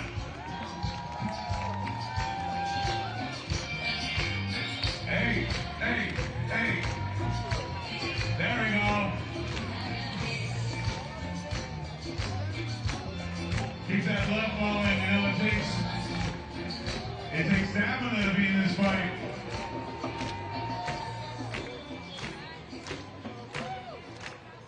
When we fight, when we unite, we make some noise. Oh man, I hope you're ready for the next individual who's going to come and speak. I'm telling you, you're in for a treat. Man, this queen is the anthem. This queen is the one, the only fighter for Black Lives Matter, grassroots, You know, all across America and across the world, this queen is an educator,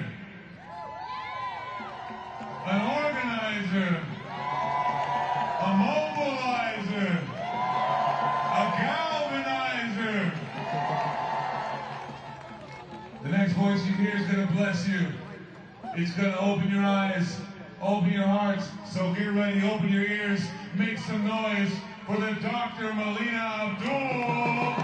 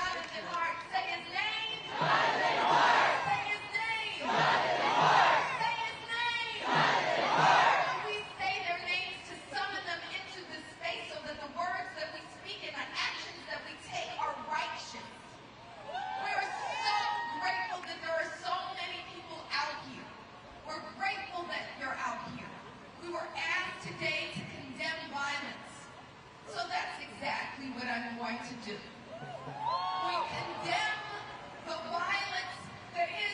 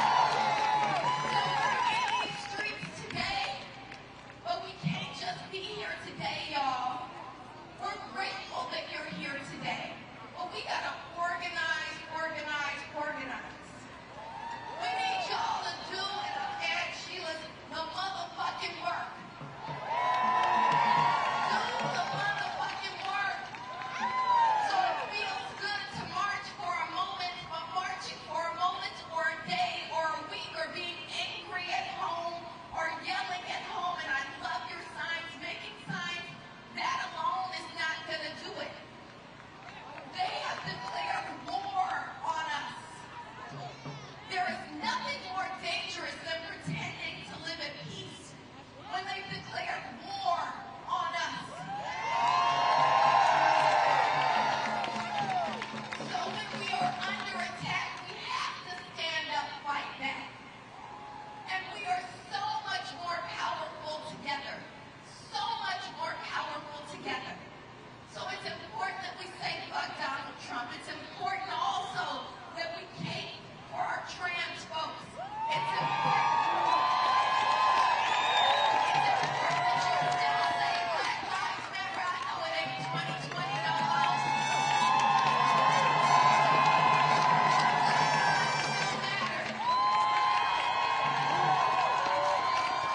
And it's important that we stand together. So we are here.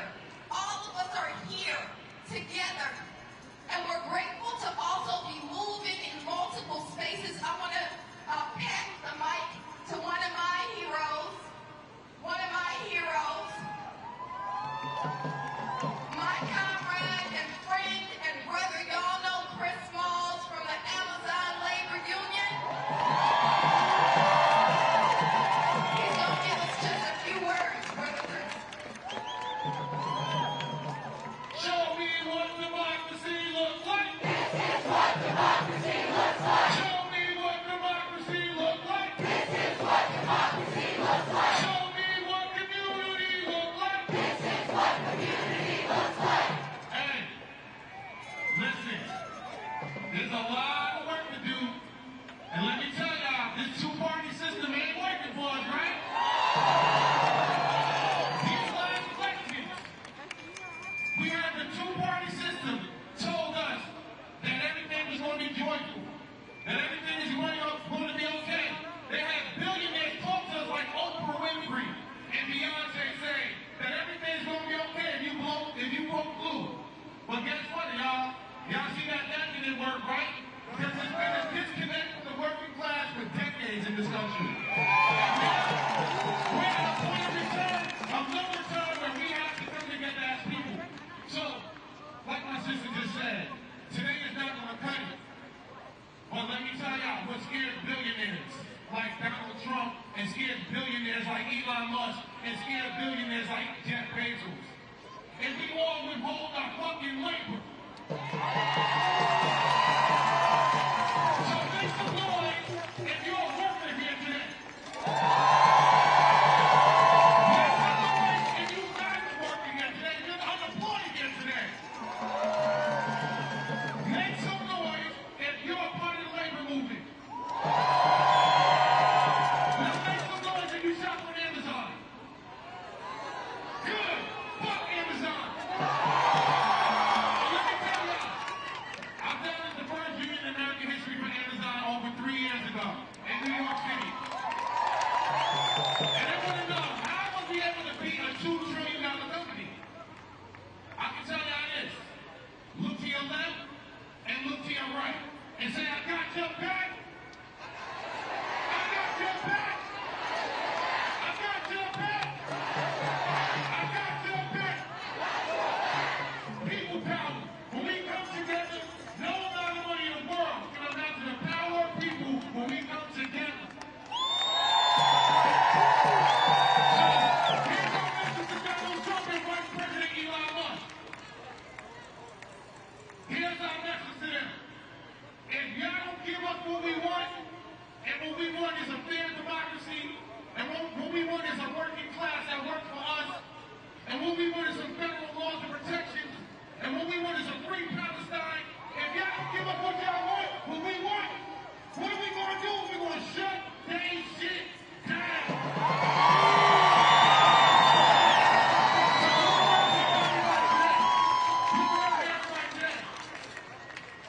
One thing that we need to talk about.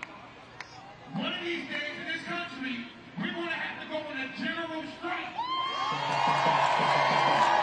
general strike. And we're going to have to do everything that we're doing here today. Withholding our labor. And that means everybody here, your friends, your loved ones, your neighbors, they're going to have to stay home and do nothing. And I promise you, every billionaire in every corporate room will be shaking at the bottom of their knees because the working class said, hell no, today, and you're not making millions of dollars today.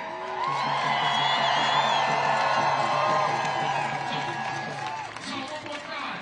If we don't get it, if we don't get it, if we don't get it, shut it down. If we don't get it, shut it down. We don't get it, shut it down. One more time, we don't get it, shut it down. Let me hear, we don't get it, shut it down. Tell it to the people, y'all.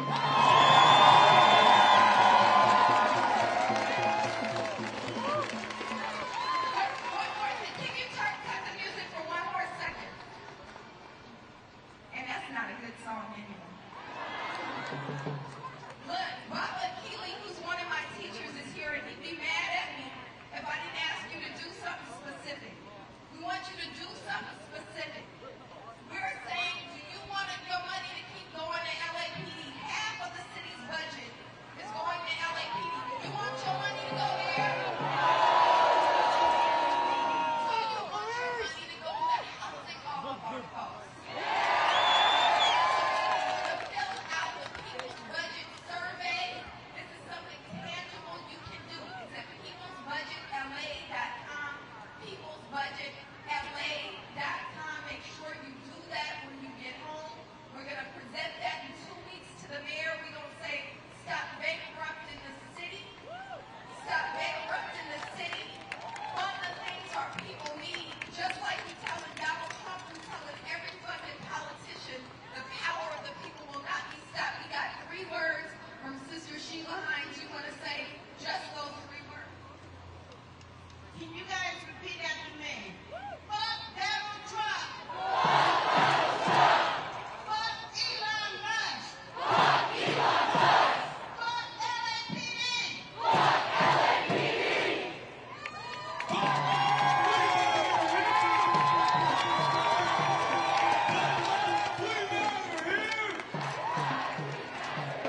Black lives, we matter here. Black lives, we matter here. Black lives, we matter here. Black lives, we matter here.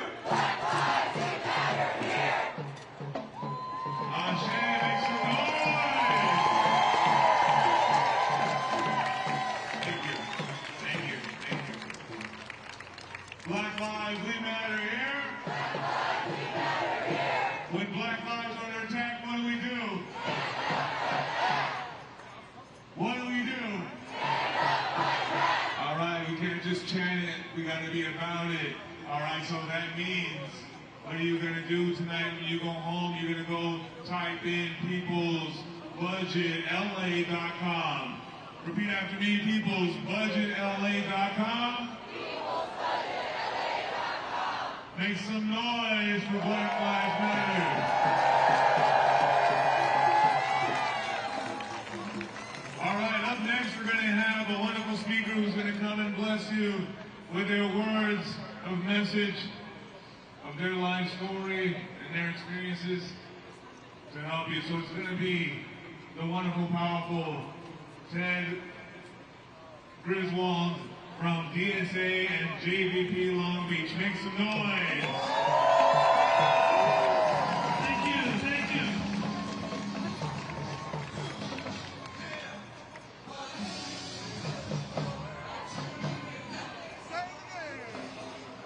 All right, thank you so much to SoCal Uprising for inviting me. I did not realize I was going to be on right after Dr. Molina and Chris Smalls, so quite the acapella. I'm Ted, I use he, him pronouns, and I organize with JVP Long Beach, Jewish Voice for Peace Long Beach, and DSA Long Beach.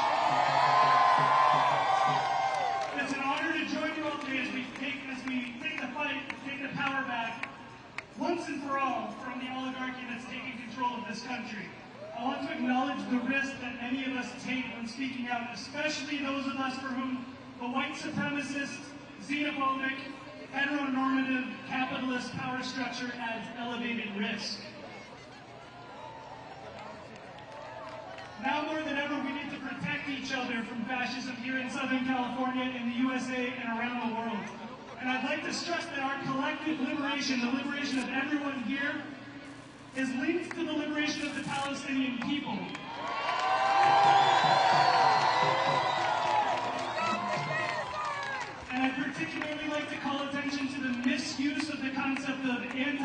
anti-Semitism that's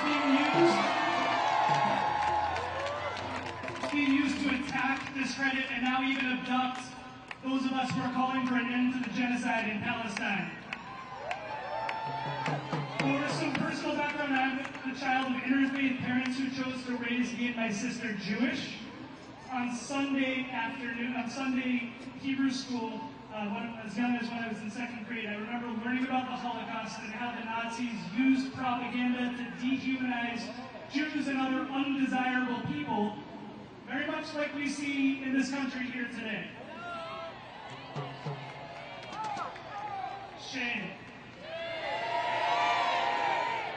Later, I was taught Zionist narratives about unreasonable Palestinians who inexplicably rejected peace every time Israel tried to make a deal with them. And early on, I began to question some of the Zionist narratives that always justify Israeli violence and portray it as a response, and portraying Palestinian violence as terrorism and unjustified. Now I understand Israel to be an apartheid-based ethno-state, the polar opposite of a democracy. When Israel bombed Gaza in 2014, I went to my first Free Palestine rally. I got pushback from Zionist friends and family, both Jewish and non-Jewish, along with accusations that the people I was marching with were anti-Semitic. I saw that many of these accusations were based on ignorance and a lack of recognition of Palestinian humanity in Western media. During the Israeli bombing campaign of Gaza in 2021, I read an Anti-Defamation League shame study that claimed to have found a rise in anti-Semitism online. But I saw in their methodology that they considered pro-Palestinian and anti-Zionist language to be hateful towards Jewish people, which I understood to be false. It was at that point that I realized that a lot of the accusers of anti-Semitism are cynical. They are not trying to protect us from anti-Semitism or shed light. They instead are trying to weaponize the concept to attack anyone who criticizes the Israeli state and its use of violence. I found this particularly offensive given that real anti-Semitism, like Islamophobia, like transphobia, like xenophobia, like anti-black and brown racism, and other scapegoating, actually is used to divide us and to draw our attention away from the real structural roots of our social problems, which are capitalism, inequality, and oligarchy. So when the Biden administration and the Democratic leadership insisted on greenlighting the genocide in the occupied Palestinian territories in 2023, many of us were out here protesting, and many of us were brutally repressed. While the Harris Walls campaign chose to ignore poll after poll, showing that the majority of Americans and an overwhelming majority of Democratic constituents want an arms embargo on Israel, many of us here were out protesting, trying to speak truth to power, and we were ignored. And now, as the Trump administration continues to support imperialist ethnic cleansing abroad, we will continue to fight for justice. At a time when the U.S. regime is trying to erase the visibility of our marginalized communities, especially our trans family and friends, when the state is increasing violence by ICE towards those of us who don't have state-issued pieces of paper, and now even some who do, at a time when our comrades are being abducted from campuses and from their homes for their political views, we need solidarity more than ever. So, yes or no, are we going to fight back against Trump? Or are we going to fight back against Musk? Are we going to protect our trans family and friends? Are we going to protect our immigrant family and friends? And are we going to fight for a free Palestine? Almost everyone here today is here because we're angry that our government is increasingly controlled by a tiny number of extremely rich and powerful men. This class of men who benefit from our division also benefits from an economy built on exploitation, expansion, war, and tens of billions of dollars funneled into decades of oppression in Palestine. This same imperial force will and is and will continue to boomerang back to repress us here at home in an increasingly militarized police state, as Melina so eloquently said a few minutes ago. The bipartisan Democrat and Republican support for this violence against the will of the people is proof that the parties do not represent us, and it's now clear the only way to wrest the power back is organizing to build working class power. This means joining groups locally, unionizing, contributing movements for liberation in any way we sustainably can. And to those of you who have been agitating against the genocide already, thank you. And for those of you for whom this is new, I understand. It was once new for me. And I invite you to seek information beyond what is sanctioned on corporate cable news. Watch the Oscar-winning No Other Land. Watch this week's new documentary, The Encampments, which tells the real story of Mahmoud Khalil and the student-led pro-Palestine movement. If we were able to learn our history and unlearn tired, cynical tropes, if we are able to connect and organize like we're doing here today, we will build power and we will create democracy and justice in our lifetimes. So let's call out false accusations of anti-Semitism when we hear them. Let's remember no human being is illegal. Let's remember gender has no borders. And let's demand the release of Mahmoud Khalil, Rumeysa Ozturk, and all our political prisoners. From Palestine to Mexico, border walls have got to go. From Palestine to the Philippines, and the U.S. war machine. Thank you.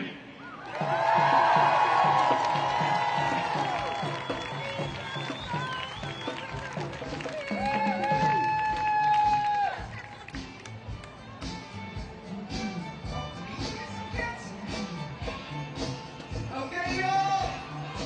Black Lives Matter here.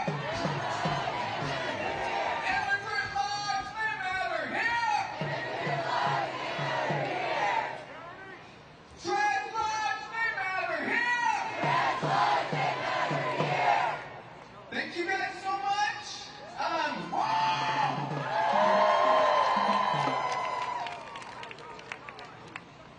Our next speaker is our host and a leader and founder of SoCal Uprising. Let's give a huge round of applause for Anthony Bryson!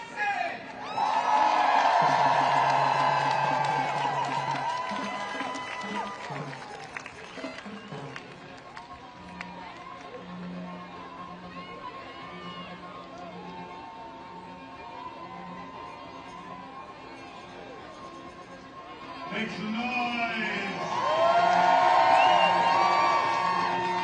Make some noise! Can I speak?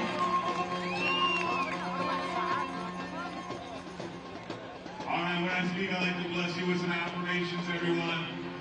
So repeat after me. I am a revolutionary. I am a revolutionary. I am a breaker of chains. I am a breaker of chains. I am the resistance. We are the resistance. You heard a lot today of what it takes to resist. It's going to take tenacity. It's going to take unity. It's going to take us coming together from the leftists to the establishment Democrats, swinging the pendulum further left than ever before in American history. Make some noise. I want to talk to you guys today about the difference between being woke and being groggy. You see, we know Republicans have a war on woke. And we know what it means to be woke. It means to call it like you see it. It means to unapologetically say Black Lives Matter. It means to unapologetically know that trans rights matter. It needs to know, without a doubt, that no one is illegal. But you see, a lot of us are groggy. A lot of us, we know what it takes to be woke, but we just can't get up. You know, to be woke is one thing, but you gotta get up and rise. You gotta get up in these streets. You gotta get up and boycott. You gotta get up and do sit-ins. You gotta get up and shut shit down. It's easy to be groggy. A lot of us know what's going on, but we pay no mind because of the comforts of living. The comforts of living in a consumer economic system. We know that our comfort comes from the exploitation of people all across the world. Shame. We know that the Trump administration got a lot of people out in these streets who weren't out in the streets for Palestine, who weren't out in the streets for Congo, who weren't out in the streets for Black lives, who weren't out in the street for trans lives. But now is your chance to be not just woke, but awake.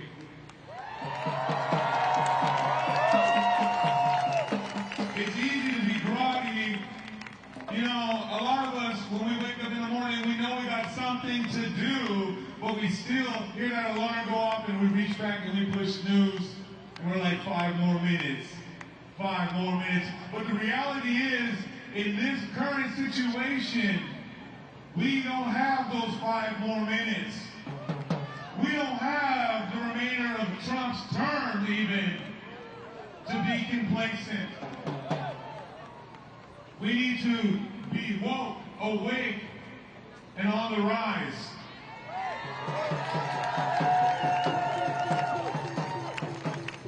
What we want to do is swing the pendulum left and further left so that liberties and justice and freedom are given to all, for all.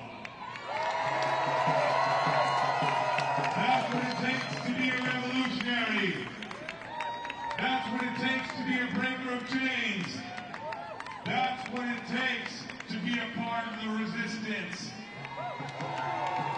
So repeat after me, I am a revolutionary. I am the resistance. I am a breaker of chains. So break the chains of white supremacy, break the chains of consumer economics and capitalism, break the chains of the patriarchy, break the chains that keep us comfortable in our day-to-day lives or conforming in our day-to-day lives. Because you know what? Well, those of you who've been comfortable until Trump's reign or regime, there's been many of us who are black, who are queer. There's been many of us who are immigrants and who are here, who have been struggling every fucking day. So when we unite, when we fight, So I promise you this, with SoCal Uprising, with myself, Anthony Bryson, I'll fight for you. So come fight with me, and let's do this shit together. Make some noise. Make some noise.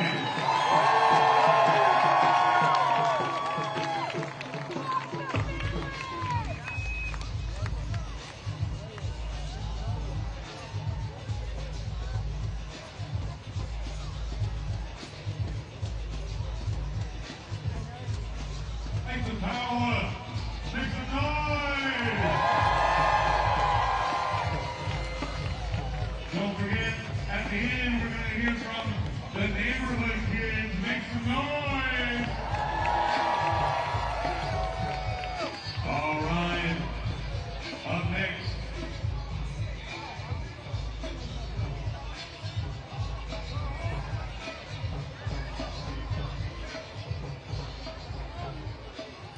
All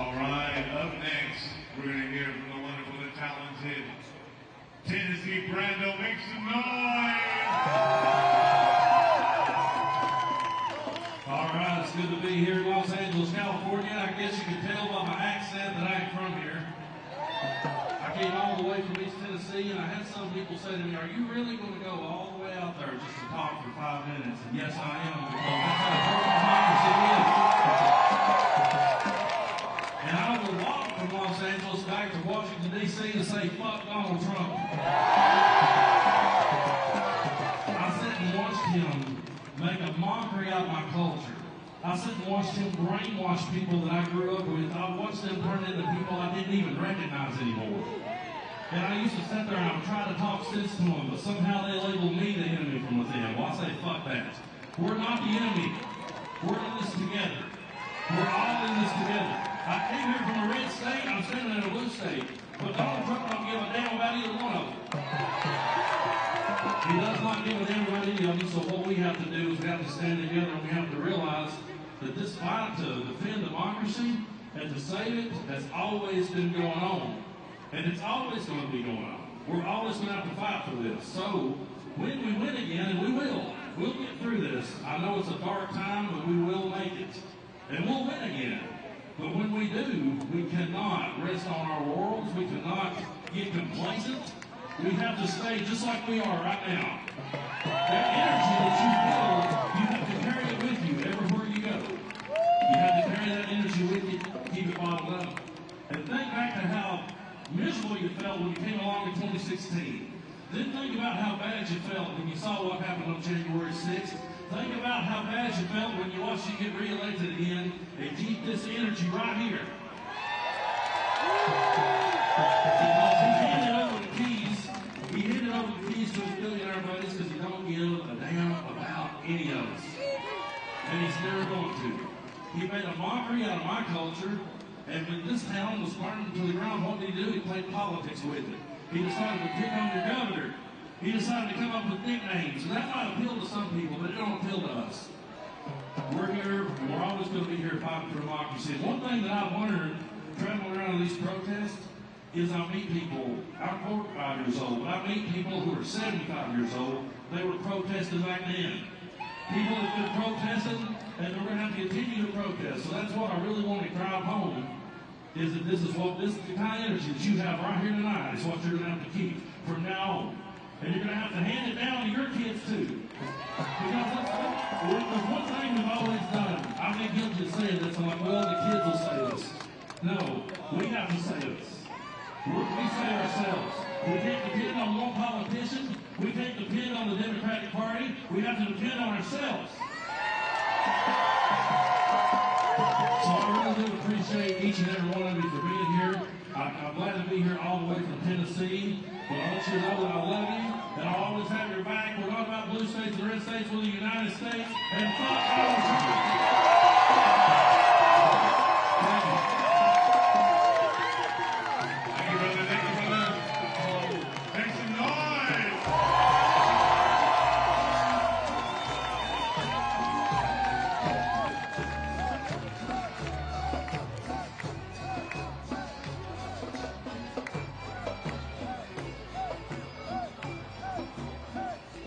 When we fight, when we unite, when we fight, when we unite, all right, when reproductive rights are under attack, what do we do? When women's rights are under attack, what do we do? When immigrant rights are under attack, what do we do? What do we do? What do we do? All right, the next speaker is going to come and bless you with phenomenal words. Get ready. All right, the next voice you hear is going to be the wonderful, the talented Jessica Denson. Make some noise!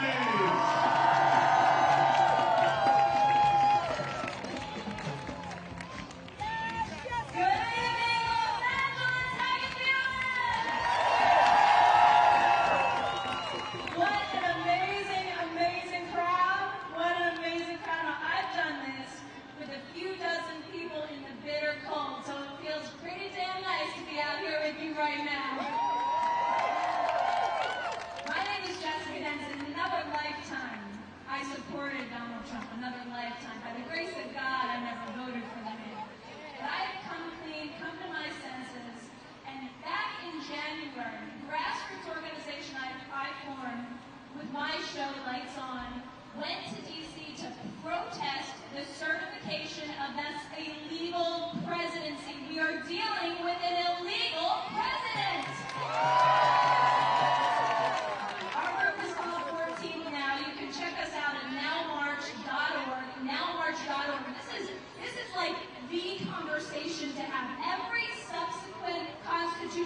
right that's being violated right now could be stopped if we address the threshold constitutional violation that led this man in office in the first place. Section 3 of the 14th Amendment bans insurrectionists. This man and his administration are enemies of the state. They are enemies of the Constitution, and every single ounce of energy from our lawmakers, if they are true to the oath that they have taken to uphold and defend this country from enemies, foreign and domestic, should be used now to remove him from power.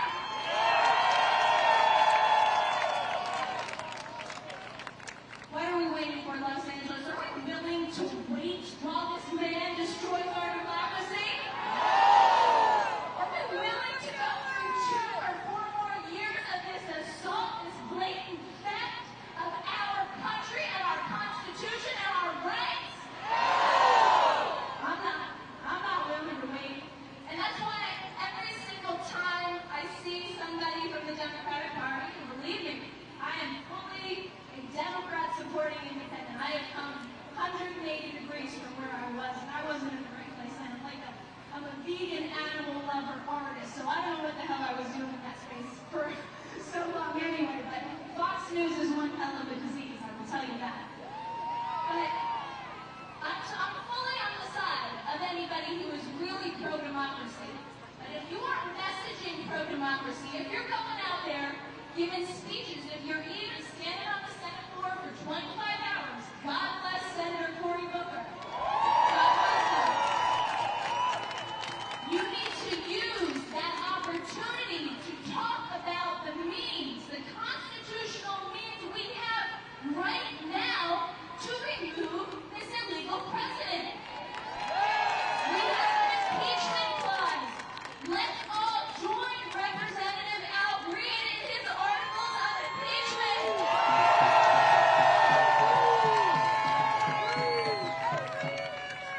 I'm a big fan of the courts. I've spent the last 8 years of my life fighting Donald Trump in court and winning. I will tell you, winning. But the courts aren't fast enough. I'm going to be really honest, brutally honest right now. The courts are not fast enough. They are sending people here who have lived and worked here legally to El Salvadoran slave prisons with no recourse to get them back. That is one of the multitude of impeachable offenses this man has committed in the past week.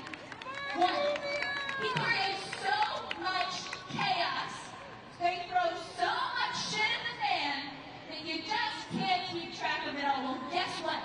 We're going to demand that they keep track of it and take action to stop it. We're not falling asleep.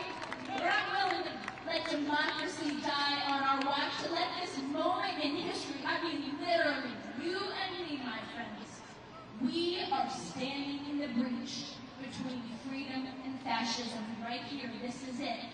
We are it. We are the ones right now who are going to decide whether this United States of America continues in the pursuit of freedom or becomes Nazi Germany in the 30s. Yeah, I don't think so. I don't think so. So what we need to do is we need to hold a special, I just came from D.C. So great to see a different kind of crowd here because those people, they don't realize what they're doing. I think some of them do realize. They're so consumed with greed and money and power, their nice parking spot on Capitol Hill, all the access they get all the time, all the perks. You know what I was thinking about? I moved to this city when I was 14 years old to pursue a dream. And this city is a city of vision, a city of creativity, of art. When we make movies, we make people think outside the box about what is possible. These lawmakers in Washington need to start freaking thinking outside the box to get back to where we should be.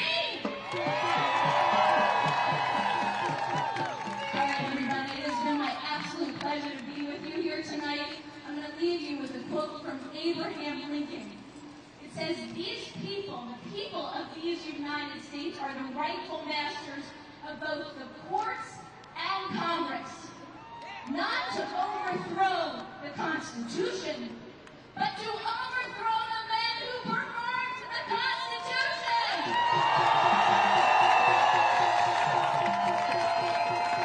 Thank you all so much. God bless America. God bless LA. Make some noise! Wow, make some noise. Jessica Vincent in the house. Make some noise! When we fight, we. When we unite, we. When we fight, we. When we unite, we. When we fight, we. When we unite, we. When we're under attack, what are we gonna do? Do what? Do what? Do what? Make some noise! Oh, I can hear some powerful words. We're almost there. We're almost here to the neighborhood kids coming up. So don't leave yet. Don't leave yet. And before you go, make sure you bring a bag for yourselves because we're all visitors here. This is Talk of the Land. Hey, make some noise. Let's be nice visitors. Let's make sure we're cleaning up after ourselves. All right. Up next, we're going to have the wonderful, the talented Alan Minsky. Make some noise. Thank you. Thank you. And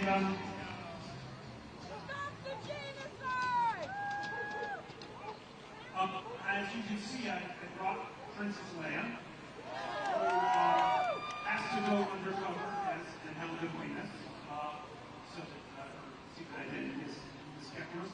Do people know that Lucas wrote Star Wars initially with the hero of the resistance? We're the Viet Cong. Right. There we go. So, folks, you know, we're in a situation where we have a crisis in this country, pretty much of the making that, you know, I always thought was possible, but didn't think was likely, but it's happening. This is the most serious domestic crisis that we've had in the United States in my lifetime. One of the things that I think is a silver lining about this moment is a lot of historians have looked across the history of many centuries, and for the left to be victorious, especially when their opponents are the moneyed interests in society, to take back and defeat them follows a major crisis. So we have a major crisis right now, and I think that we have to, as a movement, demand of our politicians that we have a society in which if a person works one job, they are in the prosperous middle class, whatever that job is. We need to have single-payer universal health care. We need to have free child care and free college. We need to have housing as a human right, and we need affordable housing for all people. We need to have a U.S. foreign policy that is completely grounded in international law and human rights so that we no longer, in any way, shape, or form, are a society that is aligned with ongoing genocide and slaughter as has been the case for the past 18 months. And of course, we need an energy policy that is commensurate with what science tells us is necessary given the climate emergency. Many of you may know me as the longtime program director of KPFK Radio. Let's hear it for KPFK Radio. I did not apply for a job in 2018, but I ended up with it nonetheless, and I am now the National Executive Director of the organization that drafted Bernie Sanders to run for president and to run for president as a Democrat in 2016 because of the experience and anger it had back at the 16 years earlier. Now, you all know that Bernie is going to be on the same space a week from today. By the way, it sounds like incredible, really only Joe Biden and AOC, etc. So it's going to be, usually they put the stage up in the middle when Bernie's here. I think it's going to be incredible. But here's the thing, we're in a paradoxical situation in our society. We need to demand, we cannot go back and have a Democratic Party that is a neoliberal Democratic Party. Because that neoliberal Democratic Party, that begat Donald Trump. Okay? So we need to, at the same time, need unity. I'm going to say something you all can boo when I say Democrats, if you like, which is fine. They deserve to be booed as an institution in American society. And nobody fights against them as a formation anymore than those of us who try to fight inside this electoral system. But the truth of it is that in 2026 and 2028, because unity is necessary to defeat Donald Trump, the simplest path to defeat this atrocity will be the victory of the Democratic Party. Here's the catch, folks. We have to take over and totally transform the Democratic Party.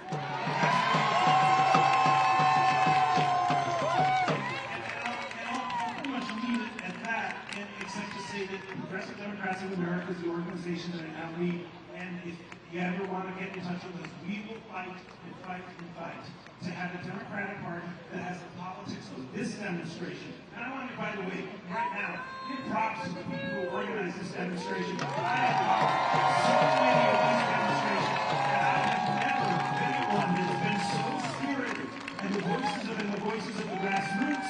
They haven't been a bunch of stodgy elected officials who are really, speaking in hollow bromides.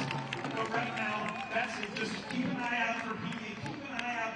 Always hold us to account. Make sure anybody who's fighting to change the Democratic Party is fighting to transform society for the working class, for the people, for the planet, and for justice. And with that, I give you Princess Leia. Hello, Los Ángeles! I'm so glad to be here, and I just have one thing to say. La resistencia te necesita. The resistance needs you. We are it. We are who are we depending on. Nobody else is going to save us. So, get out here and organize. This is not it. Get out here and organize. Come to the people!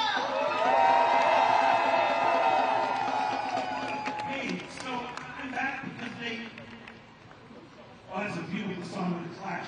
Completely rocked it. How about the spirit of radical Los Angeles punk rock at the beginning of this thing, too? I had the honor of introducing somebody who I have revered for years. This is a person who has fought for the rights of free speech with integrity like nobody I know has gone beyond what Jim Lafferty has done here in Southern California. Demonstration after demonstration after demonstration. When people have been beat up by the police, the National Lawyers Guild has been there organizing for the demonstrators who have been attacked by the police, and they have protected the rights of free speech. Jim Lafferty has played a leadership role in the U.S. peace and social justice movements for 60 years now. He is the executive director emeritus of the National Lawyers Guild in Los Angeles. Jim Lafferty is also the co-host of the Lawyers Guild show on KVF and co-host of the Law and Disorder Public Affairs radio show carried on over 160 U.S. markets. Jim Lafferty. Thank you, Al. Thank you so much. Oh my goodness. Am I supposed to dance? Don't count on that, my friends. My friends, seriously, you and I, and the 3 or 4 million others of us all over America today in the streets. Think about that. We are all that stand between Trump and fascism and a free America. And we have demonstrated today the best, most significant, most assured way of winning that battle. Let me ask you something. With all due respect to my brother Alan, do you think the Democratic Party is going to save us? The Republican Party? Maybe the Supreme Court? Hell no! We have proven over the years, and they don't like to write about it in the textbooks at the high schools anymore, that it is only we, the people, that ever win the big factories in this country. Think about it! Think about it! There are millions of people in the streets for years, and fire hoses and all the rest coming down on them civil rights victories. Sure, Congress we had to pass a law they were left with no choice to. Just like when millions of us demonstrated in the streets over and over and over for years against that vicious war in Vietnam, finally forcing the Congress to end its war because we, the people, made it impossible for them to continue that war. So all we have to do, brothers and sisters, and it's hard to remember sometimes, is that our past victories prove what? Prove that if we don't rely on the politicians, if we don't rely on reports, if we rely only on ourselves, if we remember our past victories, then we know that history itself is on our side, that our day will come, that Trump will be defeated along with his billionaires. Down with Trump, down with fascism, long live a free America!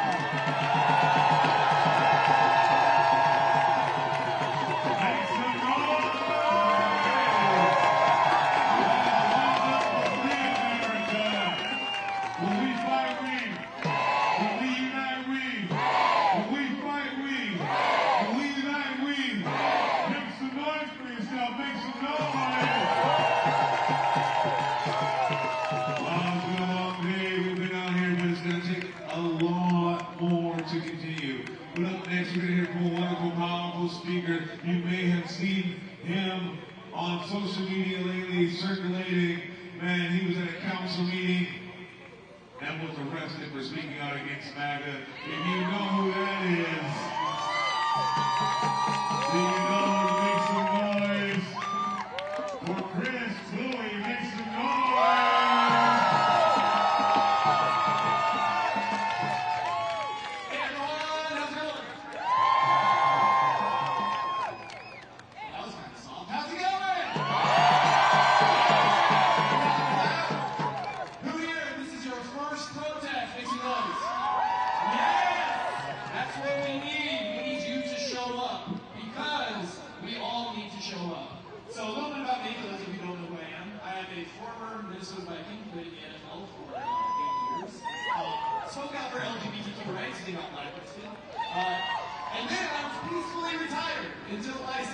Started on their bullshit. And they started coming after our library. And I don't know about you, but I love libraries. I love reading in libraries. I'm fortunate enough to have my own library filled with tons of sci-fi fantasy books because I'm also a huge nerd who also has So when I saw that our city council was going to put a magna plaque on our library, I said, I need to do something about this. Because a library is supposed to be a safe space for every single person to go into. It is not a political space. It is a space of knowledge and learning, and it is the backbone of the American educational system, our public libraries. So, let's talk about Donald Trump, who's an asshole. Donald Trump does not care about America. Donald Trump only cares about himself. And there are a lot of very good Americans who think that Donald Trump cares about them, but he does not. Just because there are a lot of very good Germans who thought Hitler cared about them, but he did not. And so it becomes our obligation to remind our fellow citizens that the United States of America confronts tyranny and fascism every time we see it. And what I did, peaceful civil disobedience, is what I wanted to see from my elected representatives. And I wasn't seeing it yet. Thankfully, I've seen it a little bit. Cory Booker, obviously, his marathon filibuster. That's what I want to see. One of our representatives putting a hold on the D.C. U.S. Attorney. That's what I want to see. Jennifer Crockett and Maxwell Frost speaking up and calling bullshit for what it is. But I want to see more of it. I want our elected officials to understand the urgency of the time that we are in. Because we are in an existential crisis right now. Our country is facing a choice. And that choice is, do we want to be America, or do we want to be something else? And I don't know about you, but I want to be an American. Do you want to be an American? regardless of your gender, regardless of your race or your religion, regardless of who you are as a person, do you want to be treated with fairness and equality and respect? Good, because what we need to do is make it clear to people who oppose that they are fundamentally un-American. We need to reclaim the American flag for us, the people, not for the assholes supporting a guy with a crown on his head. I'd like to read something real quick, because I think it's important. It's the Declaration of Independence. We hold these truths to be self-evident, that all people are created equal, that they are endowed with certain unalienable rights, and among these are life, liberty, and the pursuit of happiness. That to secure these rights, governments are instituted among people deriving their just powers from the consent of the governed. That whenever any form of government becomes destructive of these ends, it is the right of the people to alter or to abolish it. That was what America was founded on, those words. Now I want to read some of the complaints that our founders had against King George. He has endeavored to present the population of these states for that purpose, constructing the laws for naturalization of foreigners. Does that sound familiar? He has erected a multitude of new offices and sent hither swarms of officers to harass our people and eat out their substance. Does that sound familiar? He is effected to render the military independent of and superior to the civil power. Does that sound familiar? For cutting off our trade with all parts of the world. For depriving us, in many cases, of the benefit of trial by jury. For transporting us beyond seas to be tried for pretended offenses. Do those sound familiar? Now, I don't know if you can tell, but I'm pretty angry about this. And it might come across as my speech. And I want you guys to understand it is okay to be angry. You should be angry. We should all be angry. Because what is happening is un-American and undemocratic. And so I know you guys have done a lot of chants, and you've been asked to say a lot of things. So what I'm going to ask you to do is to think about that anger. Bring it real tight in your chest to get that knot. And then I'm going to count down from 3. And when I hit 1, I want you to let that anger out as loud as you can. My man will come on the front. Give me a drum roll. 3, 2, 1.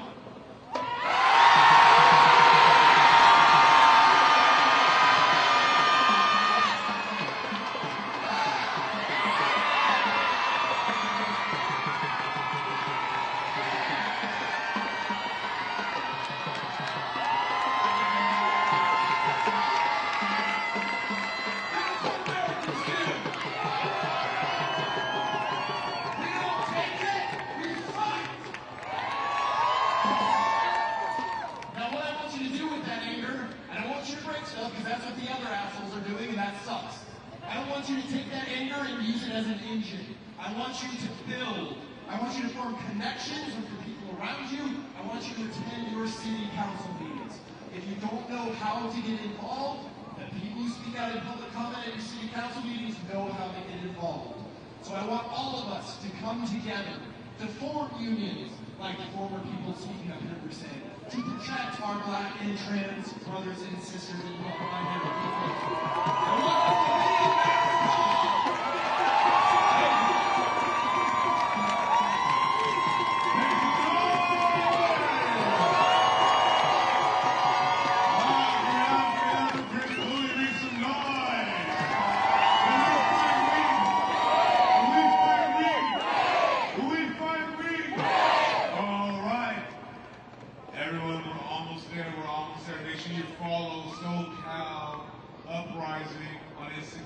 you follow 5051 SoCal, 5051 Long Beach.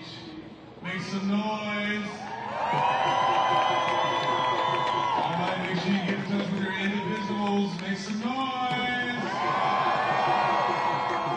Hey, it's been a long day. It's been a long day, but who's ready for some music?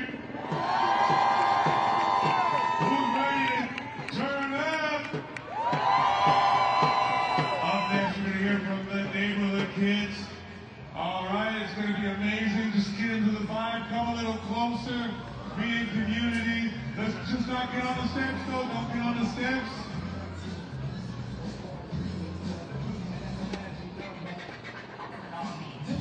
When we fight, we. When we fight, we. When we fight, we. When we unite, we. Make some noise.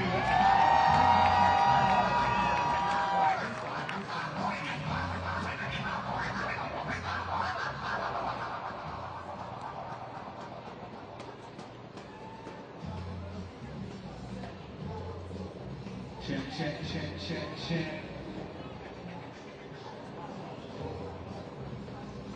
Check, check, check.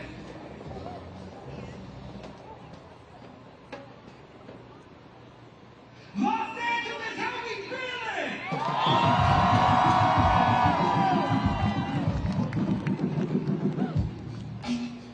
Yeah, yeah,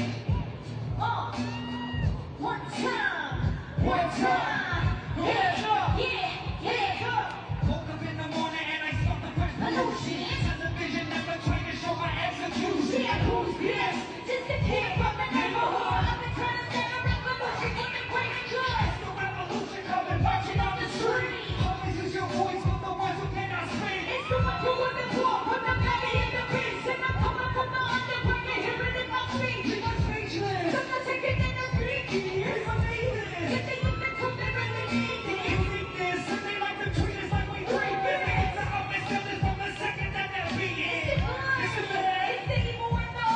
It's the fruit. It's the cash. And the people with the money. Yeah, everything starting when you know who's getting money. And the people start to laugh when they know who's getting money. Yeah, Piggy, piggy, paw, paw, piggy, piggy, bag. This the type of music that my people gon' sing. Piggy, piggy, paw, paw, piggy, piggy, bag. This the type of music that my people gon' sing. Piggy, piggy, paw, paw, piggy, piggy, bag. This the type of music that my people gon' sing. Piggy, piggy, paw, paw, piggy, piggy, bag. This the type of music that my people gon' sing. You know this been the same since they killed Pocket Piggy. I might check. I might check 1, 2. They always try to cut you off when you stop to speak the truth. So what's the truth? And what's the lie? Why the U.S. always fund a genocide? And what is war?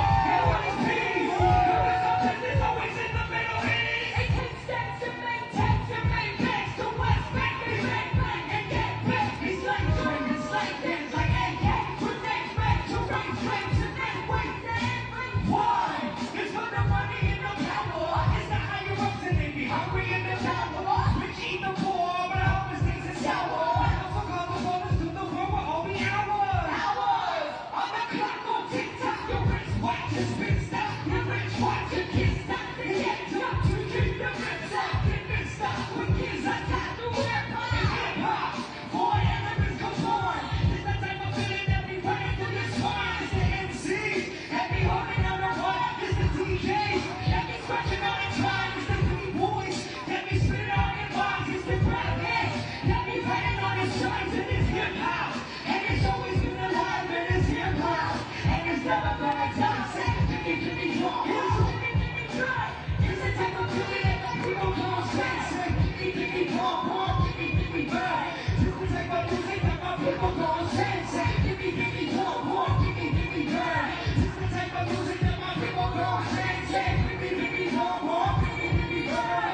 It's the type of music that my people gon' say. Break it down, KG.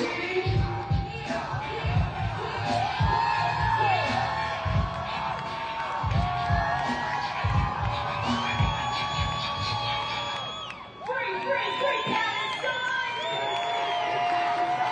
Free, free, free Palestine! Free, free, free Palestine!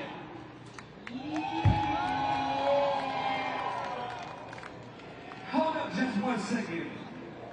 Check this out, y'all. When we first got here, there was people as far as the eye could see all the way to those steps. But you know, when the revolution comes, some people get tired. Their feet hurt. They go home. But you know who did it? Y'all did it! The revolution isn't convenient. You do it because you have to. The class war is upon us. And I'll tell you right now, my favorite video game character, Luigi.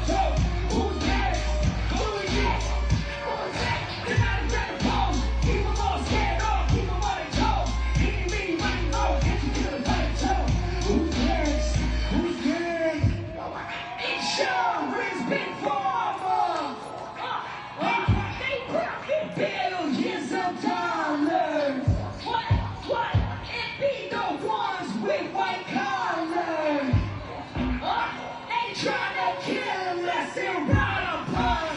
What? Insurance big pharma. What? They profit billions of dollars. It be the ones with white collars. They try to kill us and rob us. Tell me who it is. Get out of the cold. Keep them all scared up. Keep them on the cold. Itty like you know. If you kill a fight, tell who's next? Who's next? Who's next? Get out of the cold. Keep them all scared up. Keep them on the cold. Itty like you know. If you kill a fight, tell who's next? Who's next? Who's next?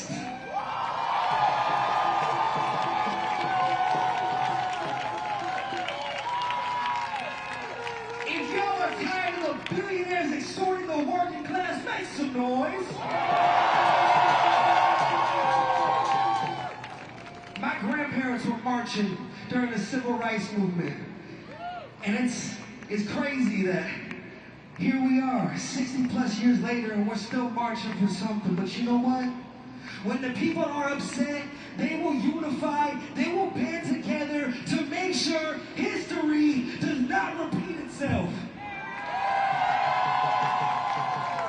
We are on stolen land, y'all. We are on stolen land. And maybe we can't change that messed up history. We can't reverse that, but you know what we can do? We can change our future, y'all.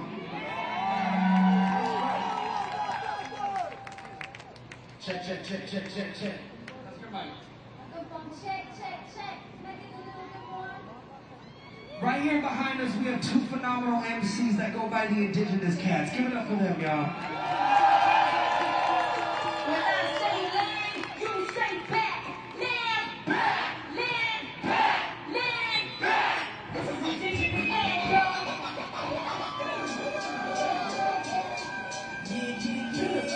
Mic check.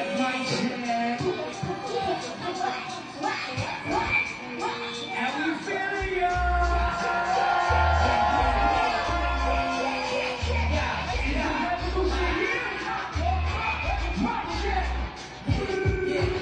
They ain't in us black and brown. You hear them gun make us down. You hear my voice breaking down. You hear my voice breaking down. Black and brown. You hear my voice breaking down. You hear them gun make us down. You hear my voice breaking down. Mira, en la policía. Cuida, los niños y las niñas. Cuida, es una porquería. Mira, es su familia.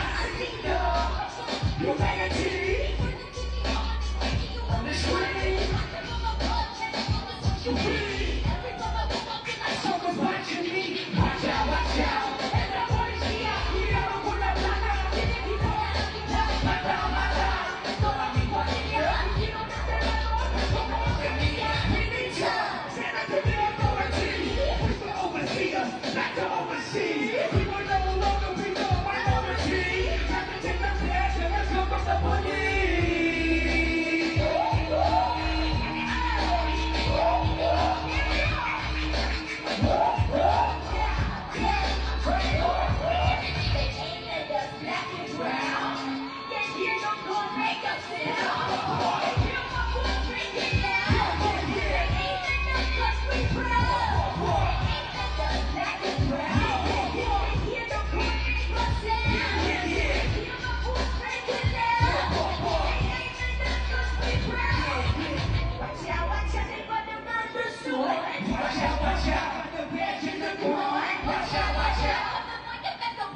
Watch out, revolution can be good. Every day, rubbing the paint, killing the people over the station and turning towards the blame. It's the people that are What's the plan? What is the violent make?